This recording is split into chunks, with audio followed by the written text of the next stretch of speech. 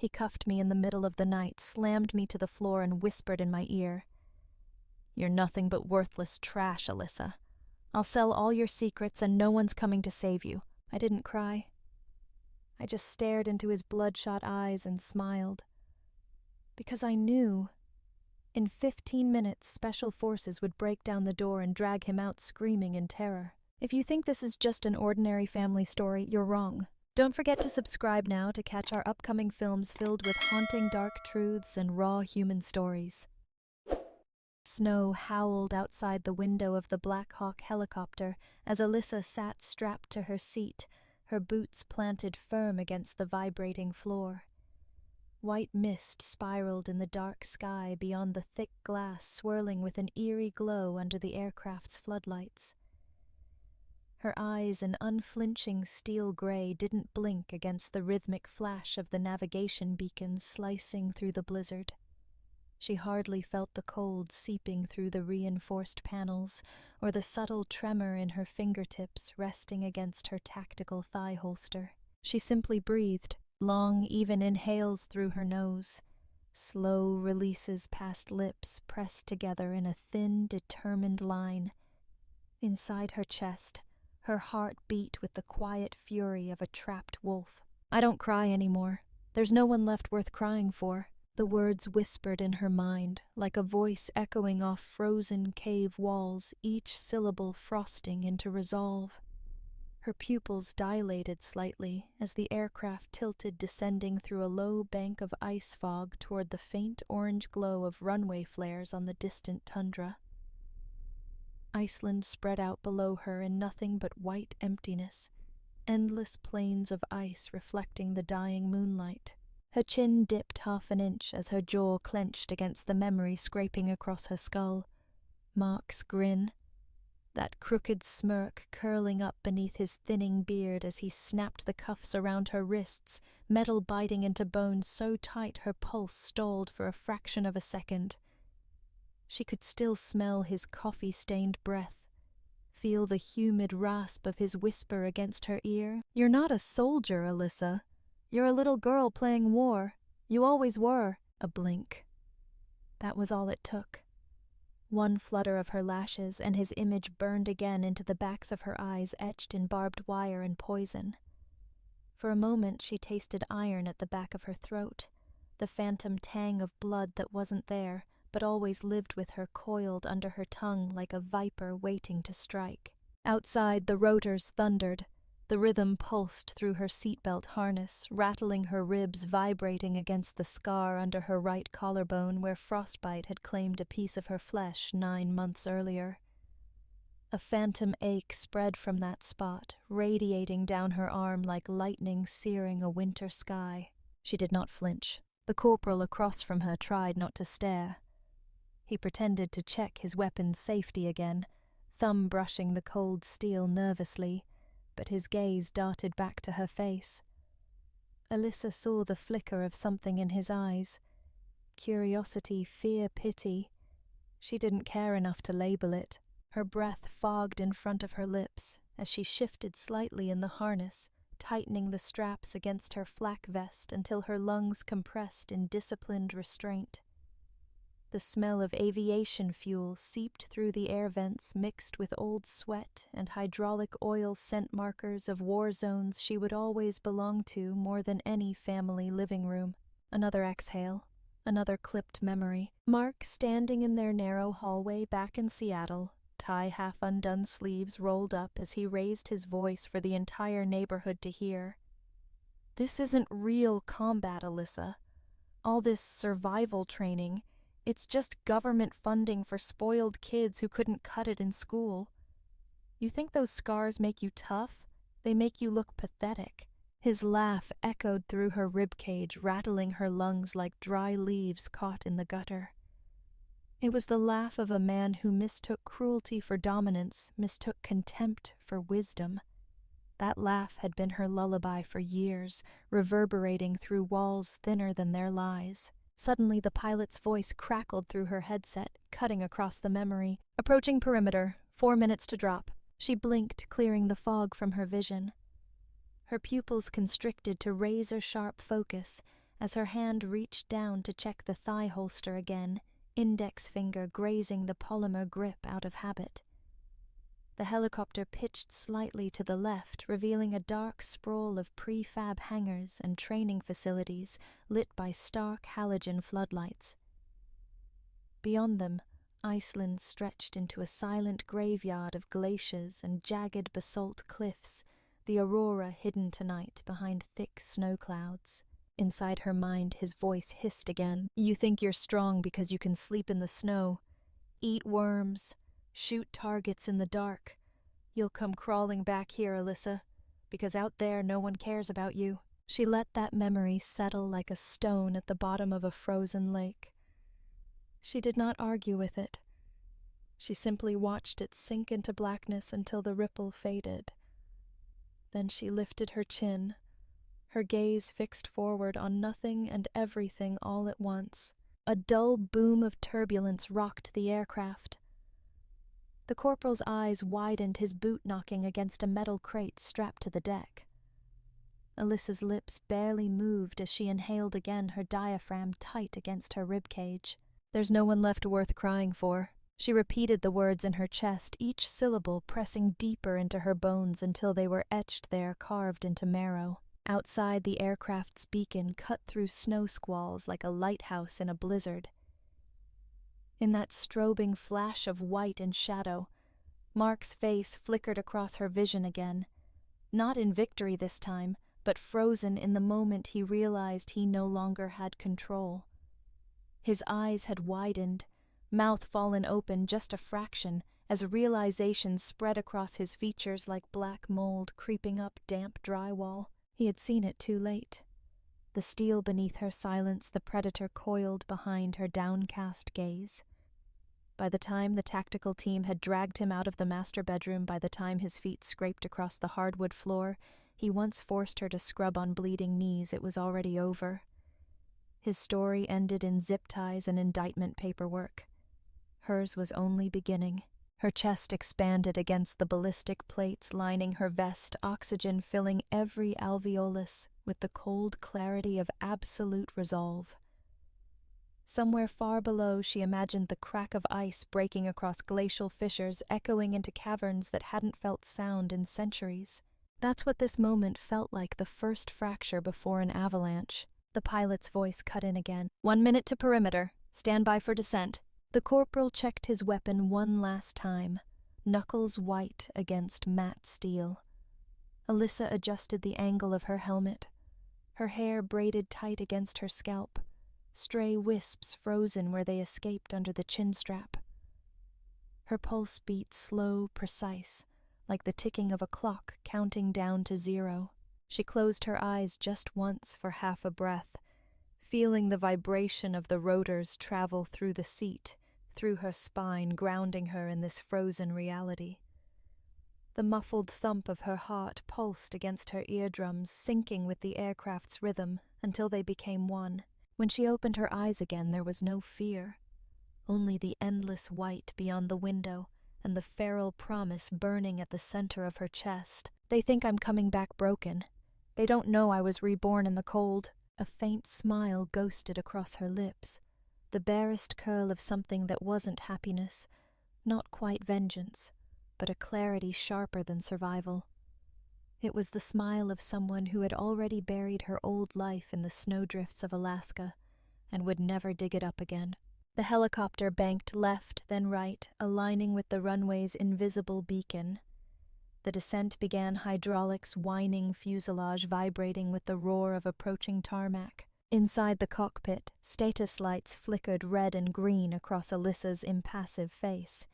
Her reflection in the cockpit glass merged with the swirling snow outside her eyes, dark, distant, unbreakable. Then, for 2 seconds, just 2 seconds, the world blinked out of existence. The flashback surged so suddenly she could almost smell the cheap cologne mixed with old whiskey. Mark's smirk, the cuffs closing around her wrists, his hot breath against her cheek as he spat words that reeked of cowardice disguised as certainty. You'll never be anything without us, without me. Her breath hitched. Once. Short. Sharp.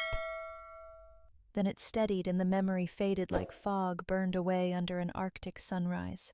The aircraft's skids kissed the frozen runway with a squeal of metal against packed snow. The engines throttled down the pitch, dropping to a steady mechanical purr. Alyssa unbuckled her harness in one fluid motion boots, hitting the steel deck with a muted thud.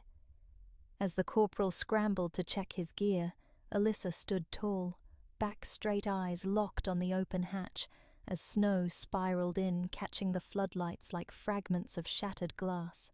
The music surged in her headset, a deep synth rumble building beneath the pounding bass of rotors winding down. Her breath mingled with the sub-zero air dissipating into the swirling darkness. "I don't cry anymore," her inner voice repeated as her foot crossed the threshold from helicopter to ice.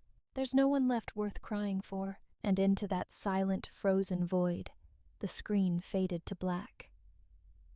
A heavy synth drop thundered as the intro logo burned across the darkness, bright, cold, and merciless. The storm outside roared.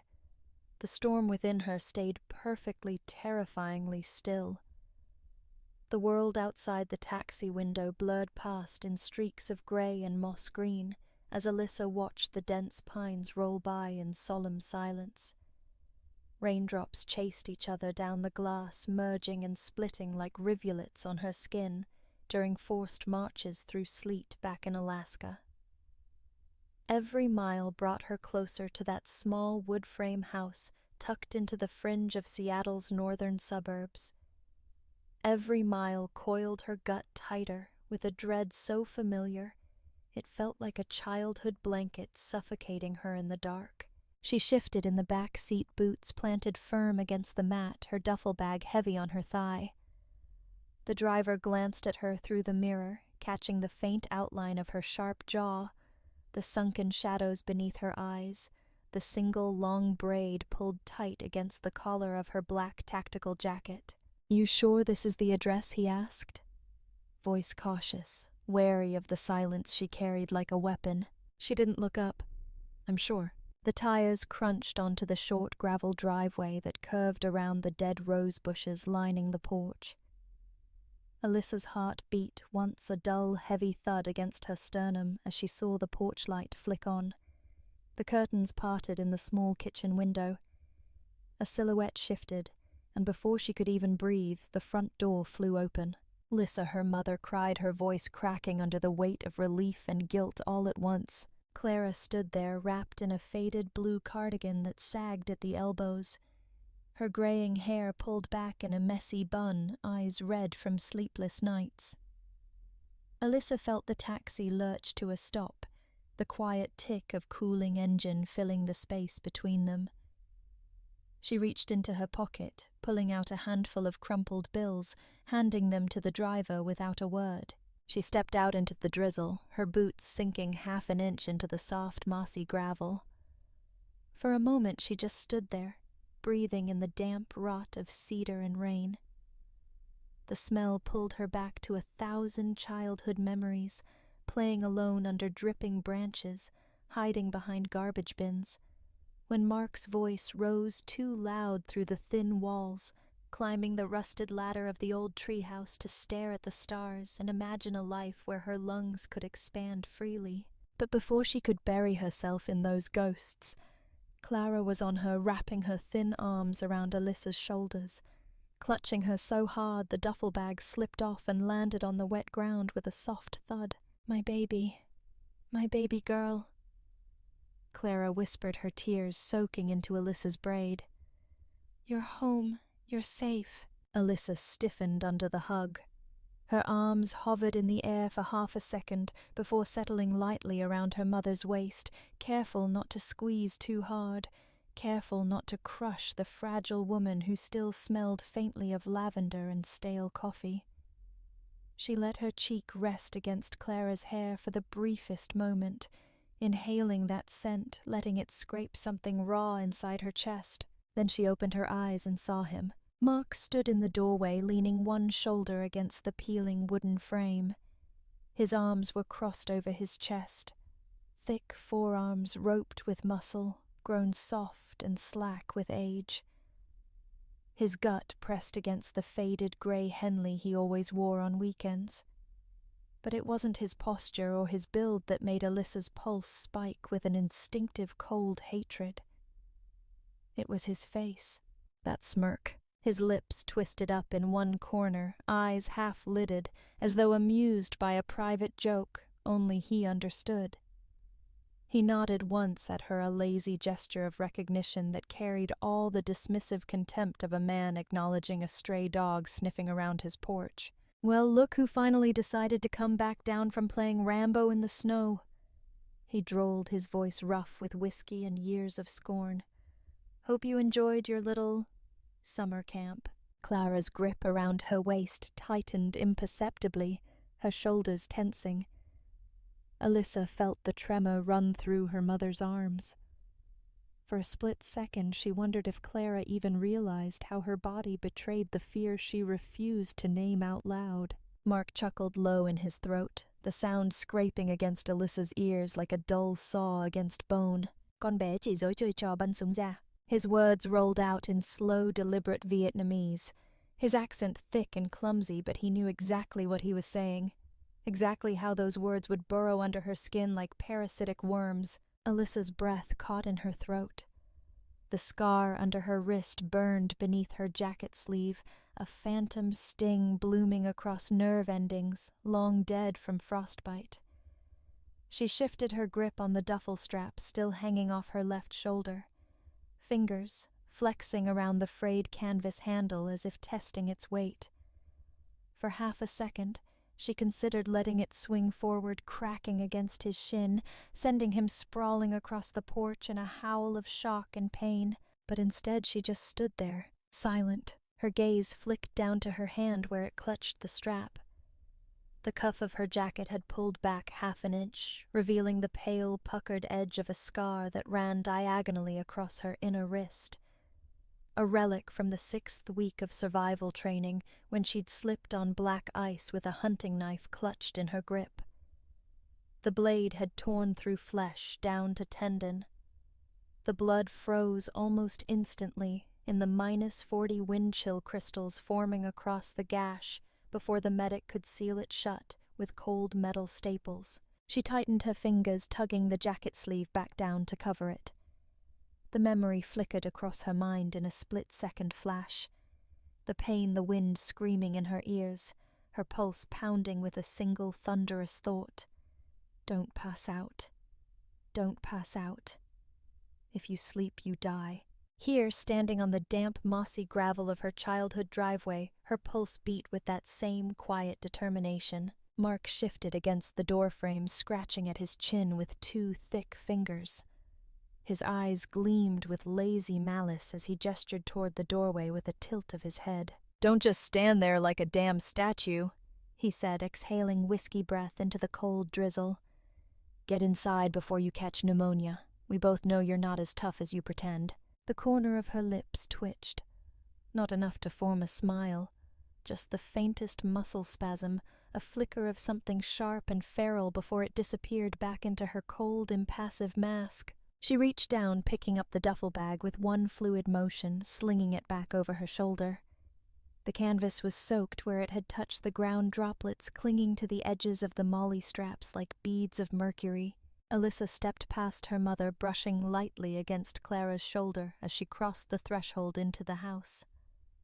The familiar scent of mildew, old coffee, and burned bacon grease filled her nose. Each breath felt like inhaling the sediment of every silent scream she'd swallowed in these rooms. She felt Mark's gaze on her back as she moved down the narrow entryway toward the stairs. It clung to her skin like cold oil seeping through her clothes to coat her bones in disgust. Halfway up the stairs she paused, her boots silent on the threadbare carpet. She didn't turn around, didn't give him the satisfaction of seeing her face. Inside her head, her voice spoke in a low, even murmur, each syllable slicing clean and precise through the rancid fog of his words. I don't need him to believe me. I just need him to never touch me again. And with that final thought ringing cold and unyielding in her chest, Alyssa climbed the last few steps to her childhood bedroom, shutting the door behind her with a quiet click that sounded to her ears like the cocking of a rifle. The hum of casual laughter rose and fell like a tide in the cramped dining room, mingling with the clink of cheap forks against porcelain plates and the sour sweetness of boxed red wine. Alyssa sat at the far end of the table, her shoulders square, her posture unnaturally straight in the rickety wooden chair that wobbled every time she shifted her weight. Across from her, Mark held court like a king at a feast. His bulk slouched back in the seat he always claimed at the head of the table. His elbows rested wide on either side of his plate fingers, curling loosely around the stem of a wineglass, smudged with his fingerprints. The room smelled of garlic bread, burnt cheese, and under it all the stale musk of sweat soaked into the drywall over decades of humid summers without air conditioning. So there I was. Mark boomed, leaning forward so the overhead lamp threw harsh shadows across his broad forehead, at the Reserve Corps training facility, M16 locked and loaded, waiting for the green light to breach the entryway. His audience, 2 of his co-workers from the Municipal Utilities Department and their wives, watched him with rapt attention. Forks paused midair, wine glasses hovering near glossy lips painted in muted shades of rose and mauve. Their eyes gleamed with the docile excitement of people who rarely heard stories that felt dangerous. Mark paused dramatically, glancing down the table. His gaze snaked past Clara, sitting small and tight-lipped beside him, and settled on Alyssa. She stared at the tablecloth fingers resting lightly on the edge of her empty plate, back ramrod straight. Her braid fell over her shoulder, the end brushing against her chest with each subtle rise and fall of her breathing. He smirked. The left corner of his mouth twitched up, deepening the crease carved from years of smirking down at everyone around him. Of course, he drawled, turning his attention back to the guests. That was real training. Not like this nonsense the kids are calling combat experience these days. One of the wives, a small woman with heavily mascaraed lashes and a wine-flushed nose, giggled. "What do you mean?" she asked, voice tinkling like a wind chime in light breeze. Mark gestured lazily with his glass, sloshing dark red liquid onto the tablecloth. It spread in a slow, blooming stain between the salt shaker and Alyssa's folded napkin. She didn't move to blot it.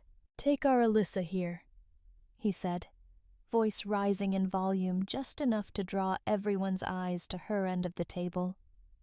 "Spent 9 months up in Alaska, some survival tactical program." He chuckled, a low, ugly sound. "Hell, back when I was in the reserves we called that camping. Maybe she learned how to pitch a tent without freezing her delicate little fingers off." The man beside him, a balding supervisor from Mark's department, laughed too loudly, his breath whistling through a gap in his front teeth. "Hey, now don't be so hard on her, Mark. She probably learned how to start a fire with 2 sticks or something. That's gotta count for something." Alyssa inhaled, once her chest expanding against her ribcage, the subtle movement pressing the collar of her black sweater tighter against her throat. Her eyes lifted from the tablecloth. They were flat gray and cold as river stones in midwinter as she stared directly at Mark. The corners of her mouth did not lift. Her chin did not tremble. She simply watched him the way a sniper watches a target, through a scope heartbeat, measured breath even. Mark's smirk deepened under the weight of her silence. He leaned forward, placing his thick forearms on either side of his plate.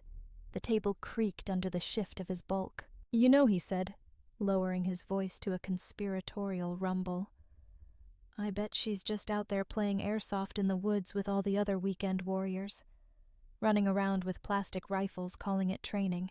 He barked a short laugh, looking around the table for affirmation. The other man joined in, wheezing through his teeth. The wives smiled politely, eyes darting between Alyssa and Mark with awkward discomfort, unsure where safety lay in this conversation. Alyssa didn't blink. Her fingers flexed slightly on the tablecloth, pressing down against the stained polyester weave until the tips turned white. The dim yellow light overhead cast a hard glow down her forearm, illuminating the jagged white scar that peeked out from beneath her rolled-up sleeve.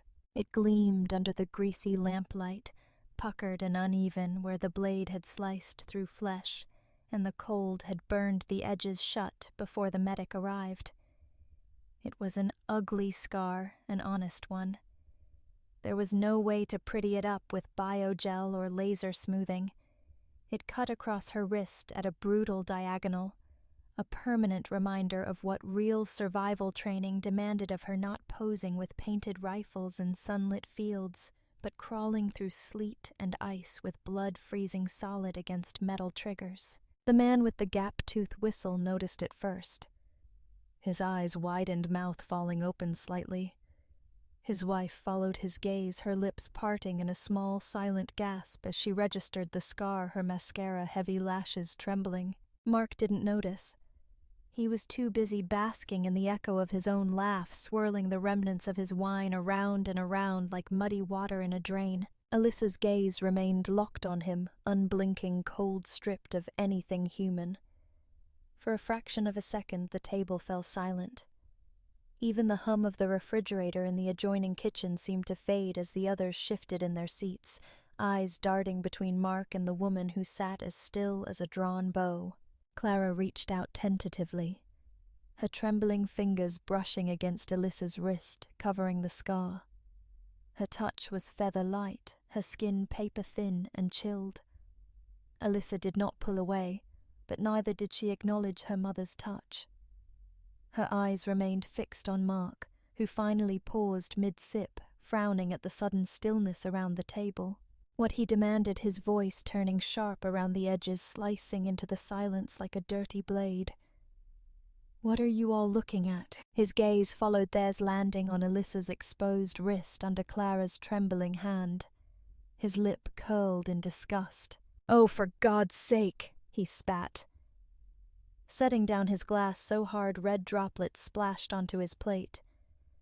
"Don't start with your pity party scars, girl. Nobody here wants to see your little battle wounds. You're not impressing anyone." Alyssa blinked once slowly, as if she were rehydrating dried lenses over her eyes. Her mouth remained closed. Her fingers loosened their grip on the tablecloth. She drew her arm back from Clara's touch, rolling down her sleeve with measured precision until the scar disappeared beneath dark fabric once more. Inside her chest, her heart continued its quiet rhythm beat. Pause. Beat. Pause. The pulse of someone who had waited motionless for hours in sub-zero temperatures, watching for the flicker of a shadow across a frozen ridge, steadying her breath against the biting wind. She pushed her chair back slightly, the wooden legs scraping against the laminate floor with a dry squeal. The sound sliced through the sudden silence like a bullet cracking the air. Mark smirked again, mistaking her withdrawal for surrender. "That's right," he sneered, lifting his glass to her in mock salute. "Know your place." Alyssa's eyes flicked to his locking onto his gaze with such cold force he faltered mid-sip, his smirk twitching at the edges. For half a heartbeat, his pupils widened, and in that infinitesimal flicker of fear, Alyssa saw the truth. He knew. Deep down beneath the smirks and slurs and whiskey-laced bravado, he knew. She wasn't the one playing pretend. Without a word, she rose from her seat, the legs of her chair screeching once more across the floor. The guests shifted uncomfortably, pretending to straighten their napkins, avoiding her gaze. Clara lowered her head, her thin shoulders shaking silently, her hands twisting in her lap beneath the table. Alyssa stepped back from the table, her boots silent on the scuffed linoleum. She didn't look at anyone else. She didn't need to. Her eyes remained locked on Mark until she turned her back on him, walking toward the dark hallway that led to the staircase. Inside her mind, her voice whispered low and calm as a gunmetal sea at dawn. "I don't need him to believe me. I just need him to never touch me again." and as she disappeared into the shadows of the hallway, leaving behind the echo of Mark's brittle laughter and the stale scent of burnt garlic bread. The dim light caught her face one last time, revealing eyes that burned not with anger or hatred, but with something far colder, certainty. 2:03 a.m. The glowing red digits on the old alarm clock glared at Alyssa like an unblinking eye in the darkness. She lay perfectly still on her narrow childhood bed, her body cocooned under a faded navy wool blanket that smelled faintly of cedar mothballs and the tears she'd shed into it years ago when she was still small enough to believe that tears fixed anything. The rain had stopped an hour earlier, leaving the house in a dense silence, broken only by the ticking of the clock and the low creaks of ancient timber settling under midnight's chill. Her breathing was even quiet, controlled, each inhale measured against the faint rattle of wind against the window pane. Her eyes remained closed, lashes resting lightly against her cheekbones, but her ears were wide open. That was why she heard it. At first, it was just a faint shift in the darkness, the subtle whine of an unoiled hinge, the pause of floorboards under weight too heavy for a breeze, the sound of feet moving slowly across old carpet, careful not to squeak against hidden knots in the wood underneath. Her heart did not speed up. Her pulse remained steady, her chest rising and falling in a rhythm practiced through weeks of near hypothermic breathing drills under the Alaskan auroras. She lay still as the door to her room eased open, letting in a thin shaft of yellow hallway light that cut across her closed eyelids, illuminating the faint blue veins beneath translucent skin. Through the slit between lashes she saw him. Mark's silhouette loomed in the doorway, one massive hand gripping the knob, the other clutching a half-drunk tumbler of bourbon. The smell hit her first stale oak caramel, and that sour, acidic undertone that only appeared when he'd passed his third glass. His breathing wheezed softly in the silenced chest, hitching once as he paused to listen. She exhaled a slow, shallow breath, her diaphragm barely moving. Her right hand, hidden under the blanket, curled around the slim black recorder she'd tucked there before bed, thumb hovering over the textured power switch. Mark stepped inside the floorboards, sagging slightly under his weight. The tremor traveled up the wooden legs of her bed, vibrating against her hip bone where she lay pressed against the wall. He moved like a man who thought he was a ghost, his socked feet gliding across the carpet, the bourbon sloshing gently in his grip. He paused at the foot of her bed, staring down at her face. Alyssa felt his gaze crawl across her cheekbones, her lips lingering for a sickening moment on the pale triangle of collarbone visible above her loose black sleep shirt. The wheeze of his breathing deepened, rattling in his chest like a dying radiator. "Stupid little girl," he murmured under his breath, his words soaked in bourbon and venom. "Think you're so untouchable now." She felt his eyes narrow, saw his silhouette sway slightly as he took another quiet step forward. Then he turned away from her, moving toward the small wooden desk pressed against the far wall. The lamp was off, but moonlight spilled through the half-open blinds, silvering the clutter of her sparse belongings. Mark set his glass down with a quiet clink on the edge of the desk, careful not to tip it over. His broad back blocked her view as he hunched over thick fingers, fumbling through the items lined neatly across the surface. The leather-bound notebook, her field encryption log, sat on top of her closed laptop. He lifted it, flipping through pages so quickly she almost heard the paper fibers scream in protest. "Come on. Come on," he whispered, flicking his thumb along the edge of pages covered in tight columns of alphanumeric scrawl. His breathing quickened, rougher, less controlled. "Where is it, you arrogant little bitch?" She pressed the recorder's switch with a silent flick of her thumb. The faintest vibration traveled into her palm as the device powered on its audio pickup, sensitive enough to capture the low rasp of his voice across the room. Her pulse beat once hard against her inner wrist. She forced it to slow again. Mark slammed the notebook down with a muffled thud, rattling the glass of bourbon. The liquid sloshed violently against the walls, amber light catching in the swirl.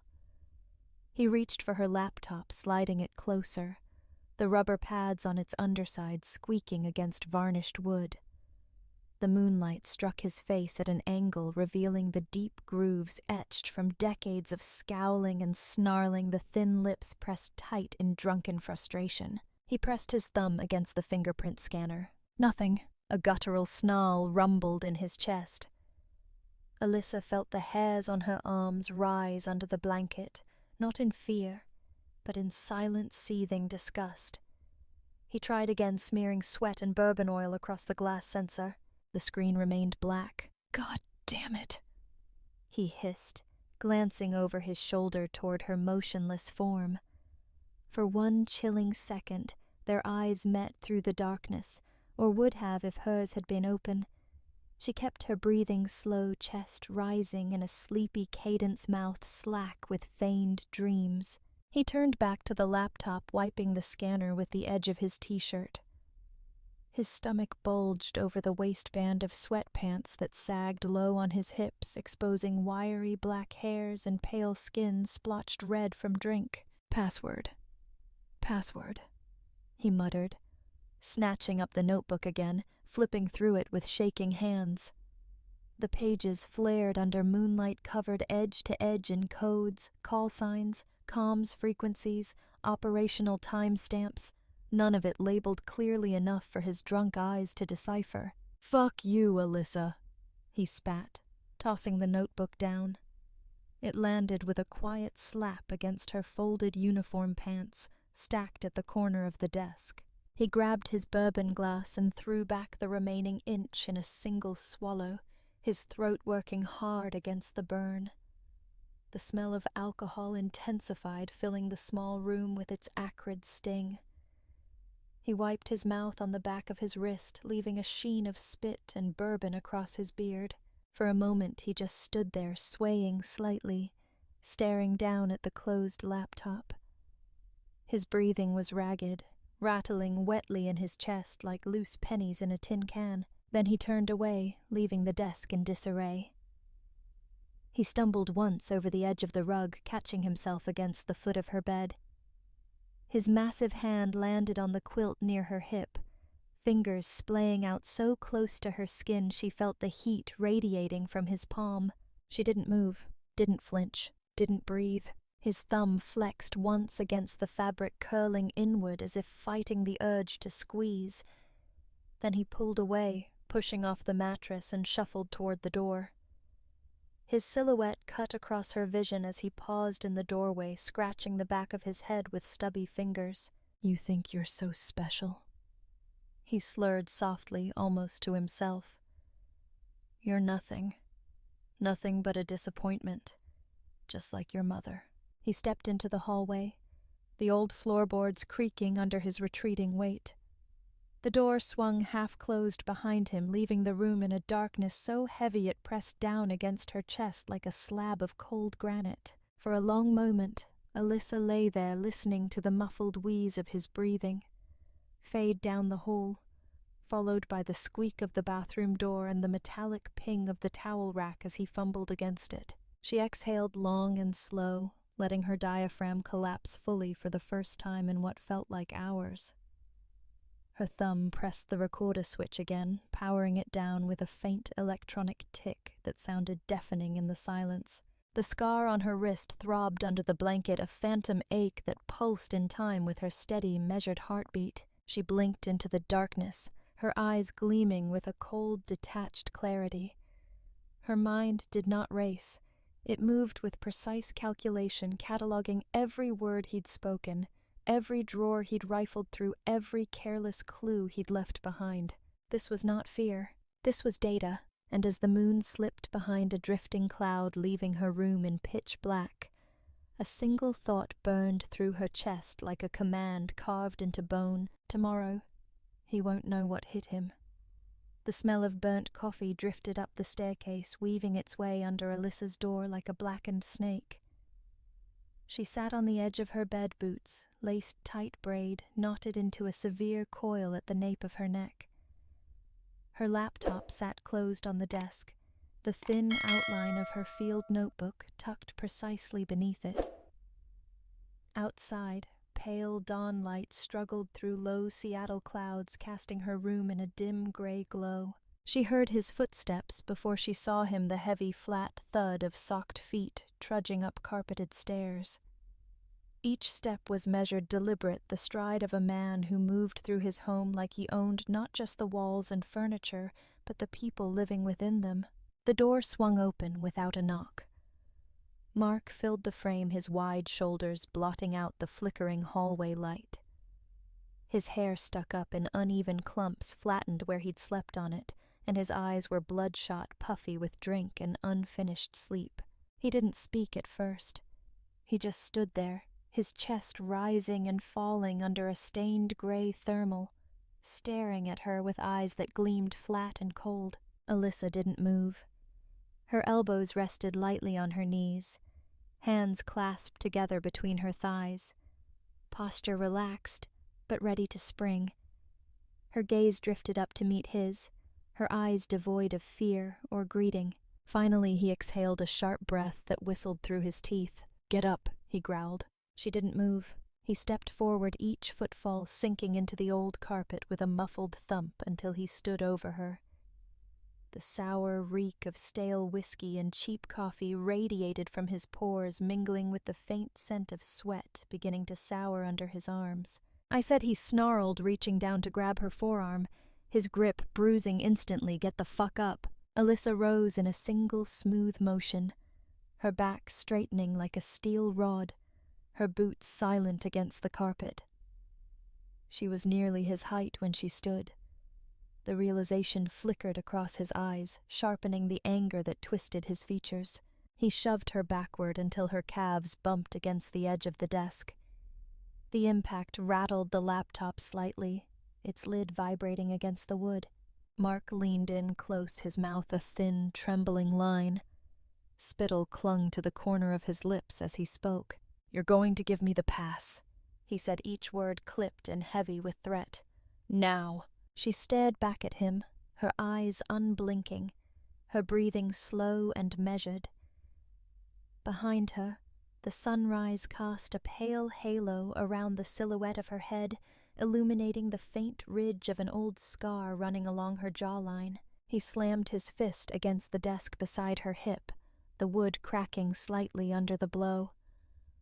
The laptop jumped half an inch, the sudden noise reverberating through the silent house. "Don't fucking test me today, Alyssa," he hissed, voice rising with a shrill edge. "You think I don't know what's in there?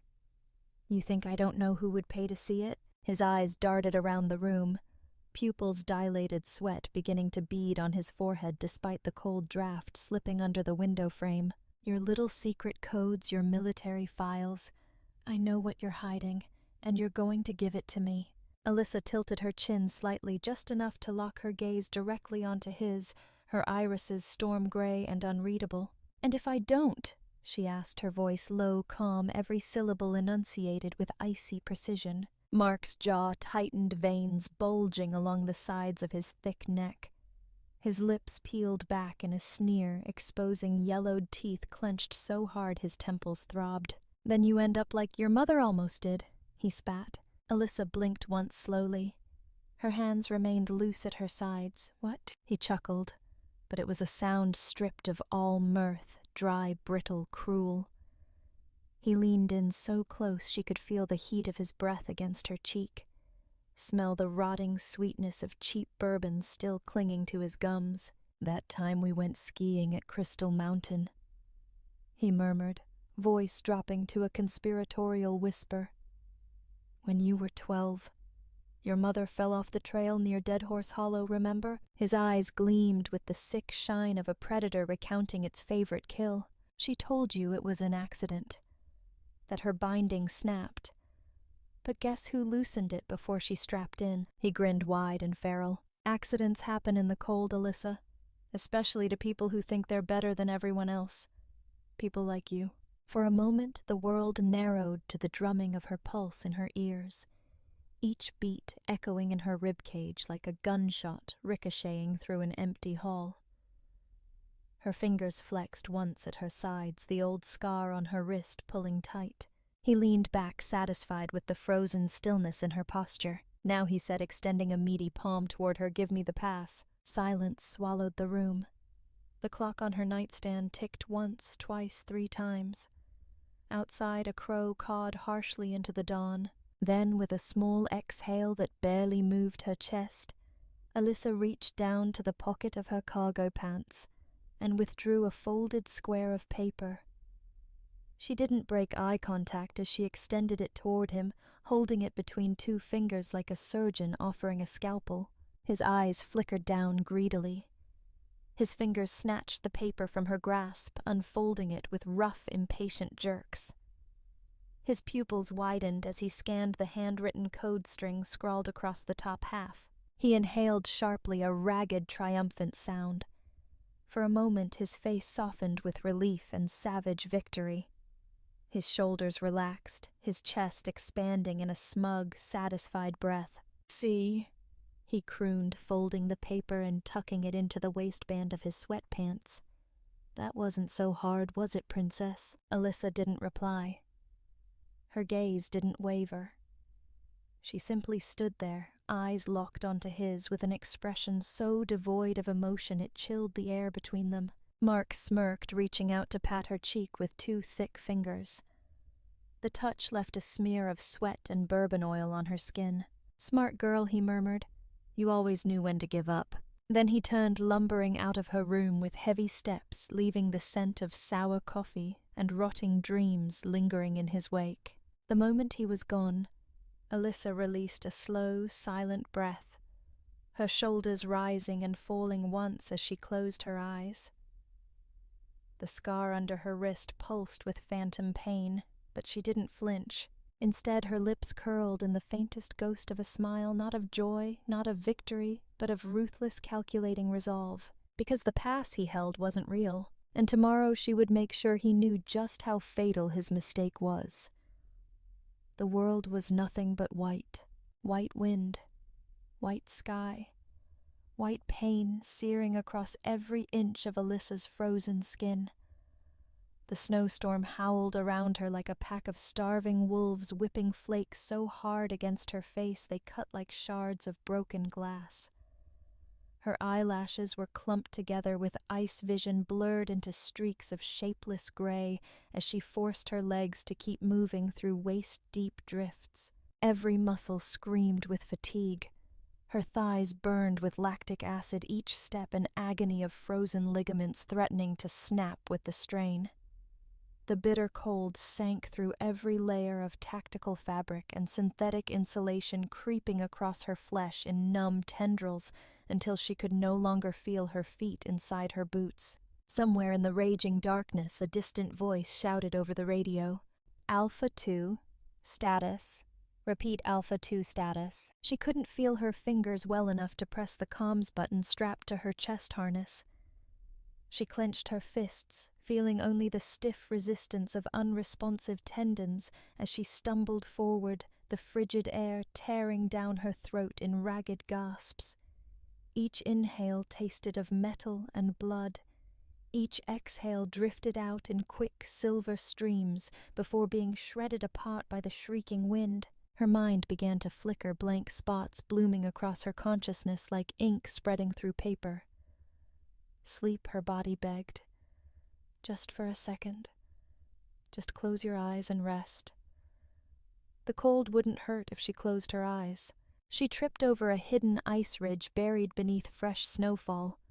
Her knees slammed into the frozen crust, a sharp crack vibrating up her femurs. Her teeth clacked together so hard she tasted blood along her tongue. The world tilted sideways, horizon skewed at a drunken angle as she collapsed onto her elbow. Snow blew over her goggles in a furious sweep, burying her faceplate in an instant. She tried to move. Nothing happened. Her arms felt detached from her body, heavy slabs of unresponsive meat. The roar of the storm faded into an eerie, suffocating silence. All she heard was the frantic hammer of her pulse and her own jagged breathing slowing with each beat. Her eyelids drooped, the darkness behind them warm and velvet soft. Just for a second her mind whispered, just one blink, let it end. Then she heard his voice. Low, gravel thick, cutting through the storm with the quiet violence of a knife slashing through silk. Get up! The world snapped back into focus. Her heart spasmed in her chest, slamming blood through frozen veins with sudden brutal force. Alpha 2. The voice again closer now. Heavy boots crunched across snowdrifts. On your feet, soldier. She felt strong hands under her armpits, hauling her upright with a jerk that made her vision explode in black static. The world spun and realigned. A massive figure in full tactical winter gear loomed before her face, hidden behind mirrored snow goggles and a black neoprene mask. Frost had crusted along the edge of his balaclava, making him look like something born of the storm itself. Her commander, Master Sergeant Declan Graves. He shook her once hard enough her teeth rattled in her skull. His gloved fingers pressed against the side of her helmet, angling her face toward his. His breath fogged out in rapid bursts as he spoke, voice vibrating low and menacing in her earpiece. Listen to me, Alpha 2. The weak die in this cold. Do you hear me? She tried to speak, but her lips refused to form words. Her chin trembled, teeth chattering violently as she gasped for air. Tears froze along her lower lashes, splintering into tiny crystals. Graves slammed his palm against the side of her helmet. The sharp smack echoed inside her skull. Don't you dare go to sleep on me, soldier. The weak die in the cold, he repeated his words, cutting through her fogged brain in jagged syllables, but the strong, he leaned closer, his mirrored goggles reflecting her face, eyes wide and glassy with shock, lips cracked and bleeding ice clinging to the corners of her mouth. His voice dropped into a deadly whisper. The strong use the cold to stay awake. Pain is your fuel. Suffering is your ally. Cold keeps you alert, and alert keeps you alive. He shoved her backward, forcing her to plant her boots wide to keep from toppling into the snow again.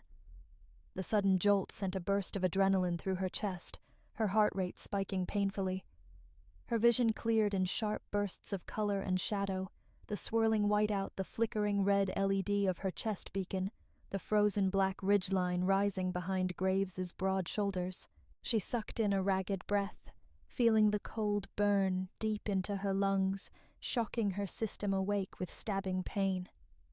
Her hands clenched and unclenched, regaining the faintest spark of circulation as blood forced its way back into frozen capillaries.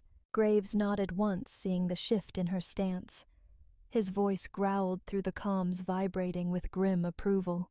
That's it. Stay angry, stay alive. He turned, trudging forward into the screaming white void, his hulking frame bending against the wind.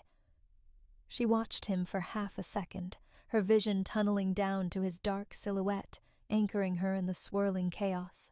Then she forced her feet to move, one step, then another, and another. The agony ripped up her shins and thighs, tearing a scream from her raw throat. But she didn't stop. She leaned into the pain, let it burn through the numbing cold, sharpening her focus into a dagger's edge. The storm swallowed them whole as they moved together up the ridge boots, crunching through fresh powder rifles slung tight against their chests. Her body trembled violently, muscles spasming under layers of soaked insulation, but her eyes burned with a savage, unyielding light. At the crest of the ridge, Graves turned to look back at her. His goggles reflected her face again. Not the shivering girl who'd collapsed moments ago, but a soldier, standing with her feet planted wide, chest heaving, eyes narrowed in feral resolve. He nodded once, slow and deliberate, the closest thing to praise she would ever get from him. Remember this, he shouted over the roar of the wind, his voice echoing off the frozen cliffs. Every breath you take is a choice. Every step is defiance. Out here death wants you, but you tell it not today. Snow whipped across his faceplate, shattering into crystal fragments as it struck. He turned away, leading the team down the other side of the ridge toward the dark smudge of camp lights flickering miles away through the storm. Alyssa's hands curled into fists, her fingers tingling with agony as blood surged back into them.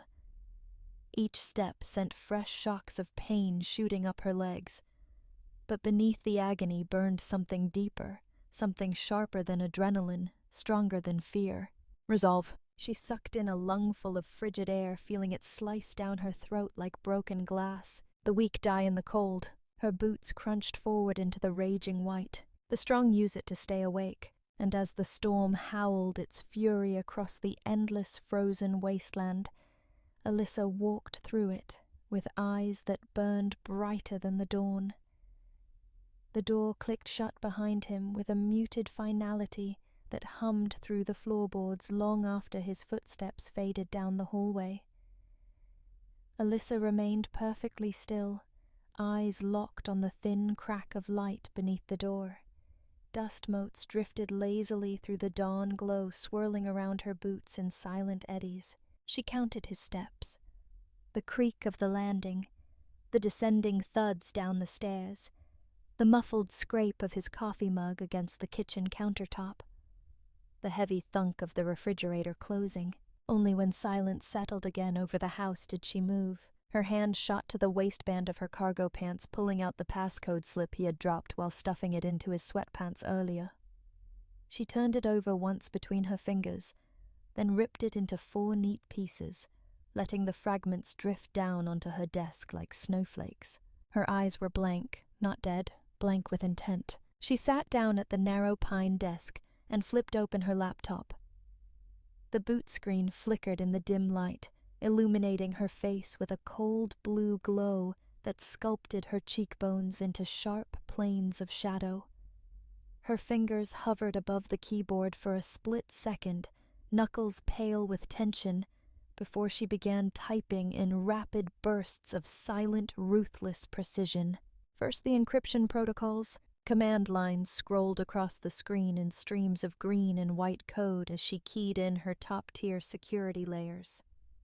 She rerouted the primary directory of classified folders to a hidden partition accessible only by biometric scan and rolling token authorization. A second later, she initiated a new subroutine, Aegis Ghost Lock, a custom program she had built during her time embedded with cyber counterintelligence in Maryland. Ghost Lock didn't just hide files, it erased their existence from the visible architecture, leaving behind only the clean, unassuming skeleton of a standard civilian laptop. No one without clearance would even know what they were looking for. Her fingers flew inputting counter-access triggers. Each keystroke landed with the quiet finality of hammer strikes. She created false login pathways, decoy folders filled with family photos, old essays, recipes from Clara's Pinterest archive. Enough to pacify casual curiosity, enough to camouflage the fortress within. Then she armed the silent alarm. A small pop-up blinked onto her screen. A minimalist black window with a single word glowing in bright amber. Engage. She pressed Y and hit enter. Immediately the hidden program sank into the background, its icon vanishing from the taskbar. From now on, if anyone attempted to bypass her password security, it would trigger a silent distress beacon to 2 external receivers, her secure satellite phone, and a second signal routed directly to the Department of Defense Emergency Cyber Breach Operations Center. She exhaled once the motion shallow her lungs tight against the unspoken rage coiled in her chest. Outside her window, wind rattled the warped glass panes. The sun had risen above the tree line, sending streaks of gold through the drifting coastal fog, igniting the moss hanging from ancient pines into lines of ghostly fire. Alyssa clicked open the folder labeled Temp Recordings. The file sat there in unassuming lowercase mark 2am.mp3. She double-clicked. His voice spilled out of the speakers in a hiss of venom and bourbon-stained arrogance. "Stupid little girl. Think you're untouchable. You're going to give me the pass, or you'll end up like your mother almost did. Accidents happen in the cold." She let it play through once, then twice. Her eyes never wavered from the spinning track timer, the numbers ticking up in calm white digits as his words filled her room like the rot of an old wound torn open again. She clicked stop. Then she copied the file to a secure encrypted USB drive, one she wore on a chain around her neck, hidden beneath her shirt. Her fingers moved with mechanical precision. She zipped the audio file, password-protected it with a 32-character alphanumeric string, and added it to a report file tagged with her unique clearance signature. The entire process took less than 2 minutes. Her final task required the deepest breath she'd taken all morning. She inhaled slowly, expanding her ribs against the constriction of the tactical undershirt stretched tight across her chest. The scar along her wrist pulled taut with the movement, a phantom echo of pain skating along nerve endings long burned out by frostbite. She activated her encrypted VPN channel, rerouting through 8 satellite relays spanning Greenland, Iceland, Newfoundland, Nova Scotia, and 2 unmarked locations across the northern Atlantic. The system pinged green. The final terminal node flickered online. The Department of Defense Secure Communications logo appeared on her screen, a black eagle clutching a trident and lightning bolt against a steel-gray shield. She keyed in her authentication code, pressed her thumb to the biometric reader, and waited for the secure tunnel to confirm. A second later, her screen split into a 2-window interface text command console, on the left live encrypted message portal on the right. She entered her clearance identifier. User, Baird, A. Jolene, Alpha 2. The cursor blinked twice, then the message window activated. She typed, "Subject priority flag, internal threat, documentation, classification, Tier 1 clearance, Major General Baird, cyber operations, attachment mark 2am.mp3. Message. Incident report follows. Civilian target Mark Baird. Verified audio threat. Recorded 0203 local time. Subject attempted unauthorized access to classified equipment with intent to sell. Threat of physical harm, including reference to prior attempted homicide on family member. See attachment timestamp 0037-0051. Immediate advisory requested. Silent alarm active. Full encryption protocol engaged. Awaiting operational directive." She read it once, then twice. Her thumb hovered over the send key. The silence around her deepened until her heartbeat seemed to echo in her skull like the reverberation of distant artillery. Then she pressed send. The window flickered. The message vanished, uploaded through the secure quantum channel in a burst of pure light and code that no civilian technology could intercept. Alyssa leaned back in her chair. Her eyes were blank, unfocused, staring past the flickering laptop screen toward the smudged window where dawn burned against the fog. The silence pressed down against her shoulders, thick and heavy, but she didn't shrink beneath it. Her breathing remained steady, her spine straight, her pulse even. Somewhere deep inside her chest, beneath the walls of scar tissue and disciplined control, the ember of her rage flared into life, a small, glowing coal of certainty and feral determination. She reached up, curling her fingers around the USB drive hanging from its thin black chain against her sternum. The metal felt cold against her fingertips, grounding her in the moment.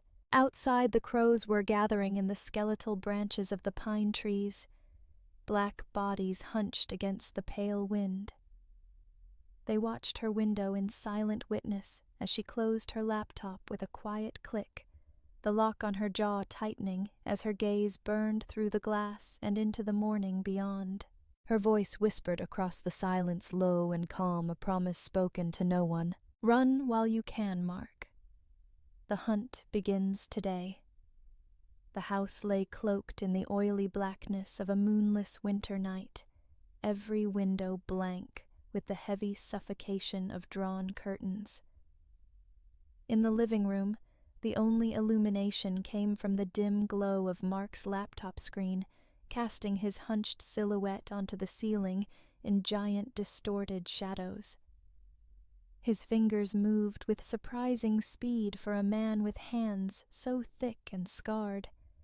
The keys clacked in muted violence as he typed line after line of encrypted messages, occasionally pausing to sip from a sweating glass of cheap vodka. Alyssa stood in the shadowed hallway just beyond his sight, motionless, invisible. She watched the back of his neck, the skin puckered with old burns from a welding accident decades ago. His head was tilted down, the thin, greasy hair at his crown glinting under the laptop's fluorescent wash. The whine of the refrigerator compressor kicked on in the adjoining kitchen, masking her quiet breathing. He growled low under his breath as he navigated past a security screen. Then his voice lifted into the darkness, rough with triumph and alcohol. "That's it. Come on, come on." His thick fingers jabbed at the touchpad. The laptop dinged softly. The call connected. A video window opened, flickering twice before stabilizing on a grainy, static-laced feed. The man on the other end sat shrouded in darkness, backlit by a single orange bulb that revealed only the faint gleam of a bald scalp and the shadowed ridge of a thick nose. His accent when he spoke was Slavic, his tone clipped and impatient. "You have something, or you waste my time." Mark chuckled, a sound like wet gravel being ground under a boot. "Oh, I've got something. Military encryption files, tactical deployment protocols, unit call signs, live databases, the whole fucking playbook." The bald man leaned forward into the light, revealing pale gray eyes set deep in a blocky skull. His lips barely moved as he spoke. "Tomorrow, noon, same dockyard, payment upon verification." "Yeah," Mark rasped, scratching the side of his unshaven cheek. "Yeah, you'll have it. And I want double the agreed fee. This shit is worth more than you know." The man didn't reply. The screen flickered twice, then went black as the call terminated without ceremony. Mark sat there for a moment, breathing heavy, the glow of the now empty chat window reflecting off the sweat slicking his forehead. He reached for his vodka glass, lifted it to his lips, and drained it in 2 gulps. Then he wiped his mouth with the back of his wrist and closed the laptop with a quiet snap. From the shadows, Alyssa turned away silently, her boots making no sound against the threadbare carpet as she moved down the dark hallway to her room. The door clicked shut behind her. She didn't turn on the light. In the gloom, her eyes adjusted quickly, cataloging every object in her space with sniper precision.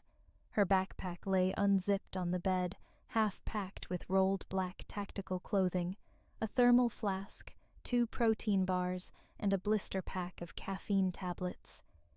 She moved to the small lockbox beneath her desk, punching in a 6-digit code with fast, silent keystrokes. The latch clicked open. Inside lay a folding combat knife, matte black steel with a carbon fiber handle.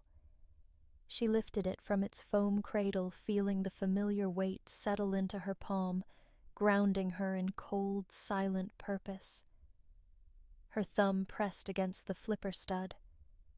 The blade snapped open with a quiet metallic sigh, the edge gleaming faintly in the sliver of streetlight leaking between her blinds.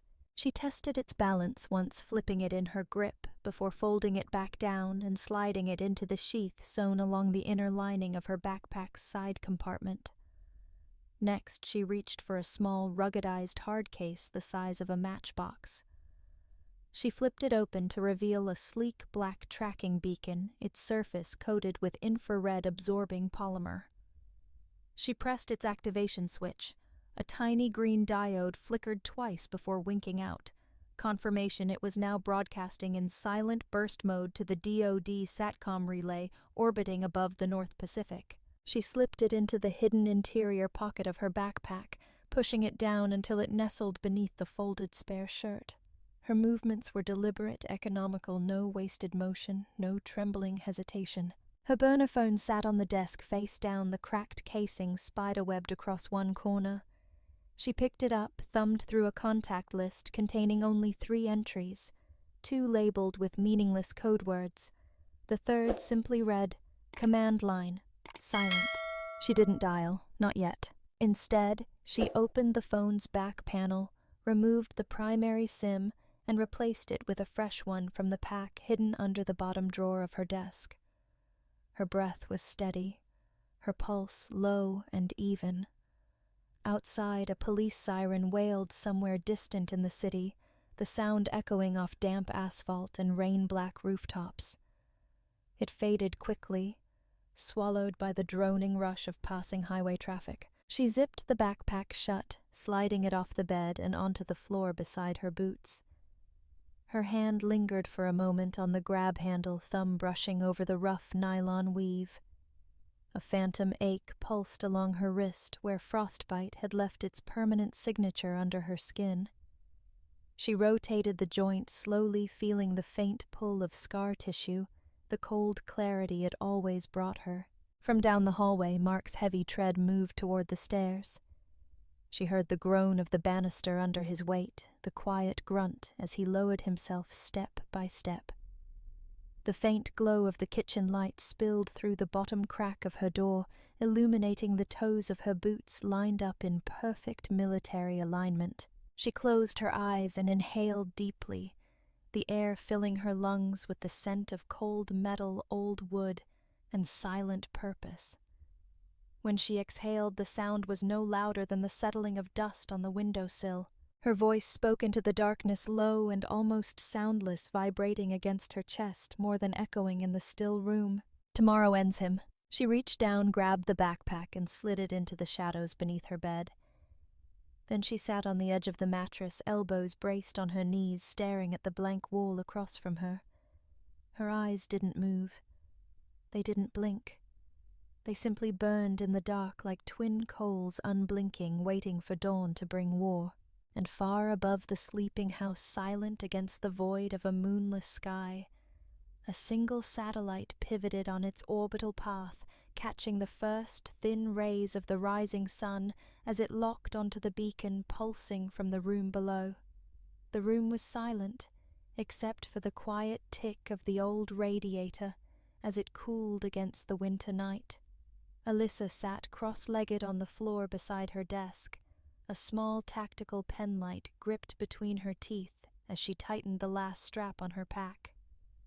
Her hands moved with the calm economy of a soldier assembling gear in blackout conditions, her fingers flicking buckles and cinching compression straps without hesitation. She reached for her burner phone thumb, hovering over the silent trigger dial to the command line contact. One press, and they would have her coordinates, the recording, and a live distress ping.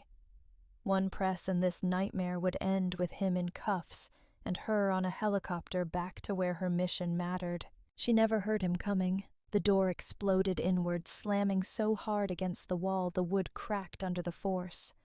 The sudden burst of noise shattered the silence like gunfire ricocheting through her chest as her body snapped to instinct. She reached for the penlight as a weapon pivoting into a crouch. But he was already on her.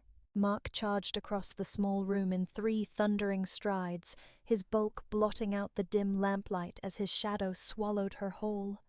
His fist clamped around her forearm with crushing force, yanking her up off the ground so hard her knee smashed against the metal bed frame. Pain bloomed bright and white-hot behind her kneecap as he twisted her wrist behind her back. She gasped more from shock than agony, her breath punching out of her lungs in a ragged wheeze.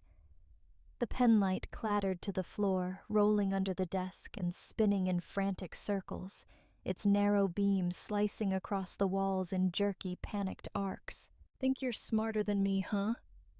He snarled into her ear, his breath sour with vodka and rage. The stink of it filled her nose, mingling with the smell of sweat pouring off his skin in acrid waves.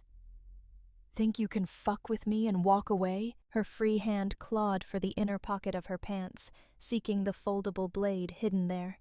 But he jerked her arm up higher, wrenching her shoulder back with brutal leverage. A searing crack rippled through her tendons, and her fingers went limp, the blade slipping just out of reach. She grunted, teeth bared, as he twisted her around and slammed her chest first against the wall. Her forehead struck the plaster with a dull thud. Stars exploded across her vision. She tasted blood at the back of her throat. Somewhere outside the window, a car drove by on the wet road tires hissing across rain-soaked asphalt.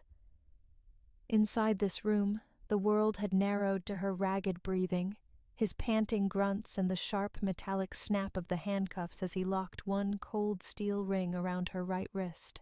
The metal bit into her skin, scraping across the delicate scar tissue lining her wrist from frostbite surgeries years before.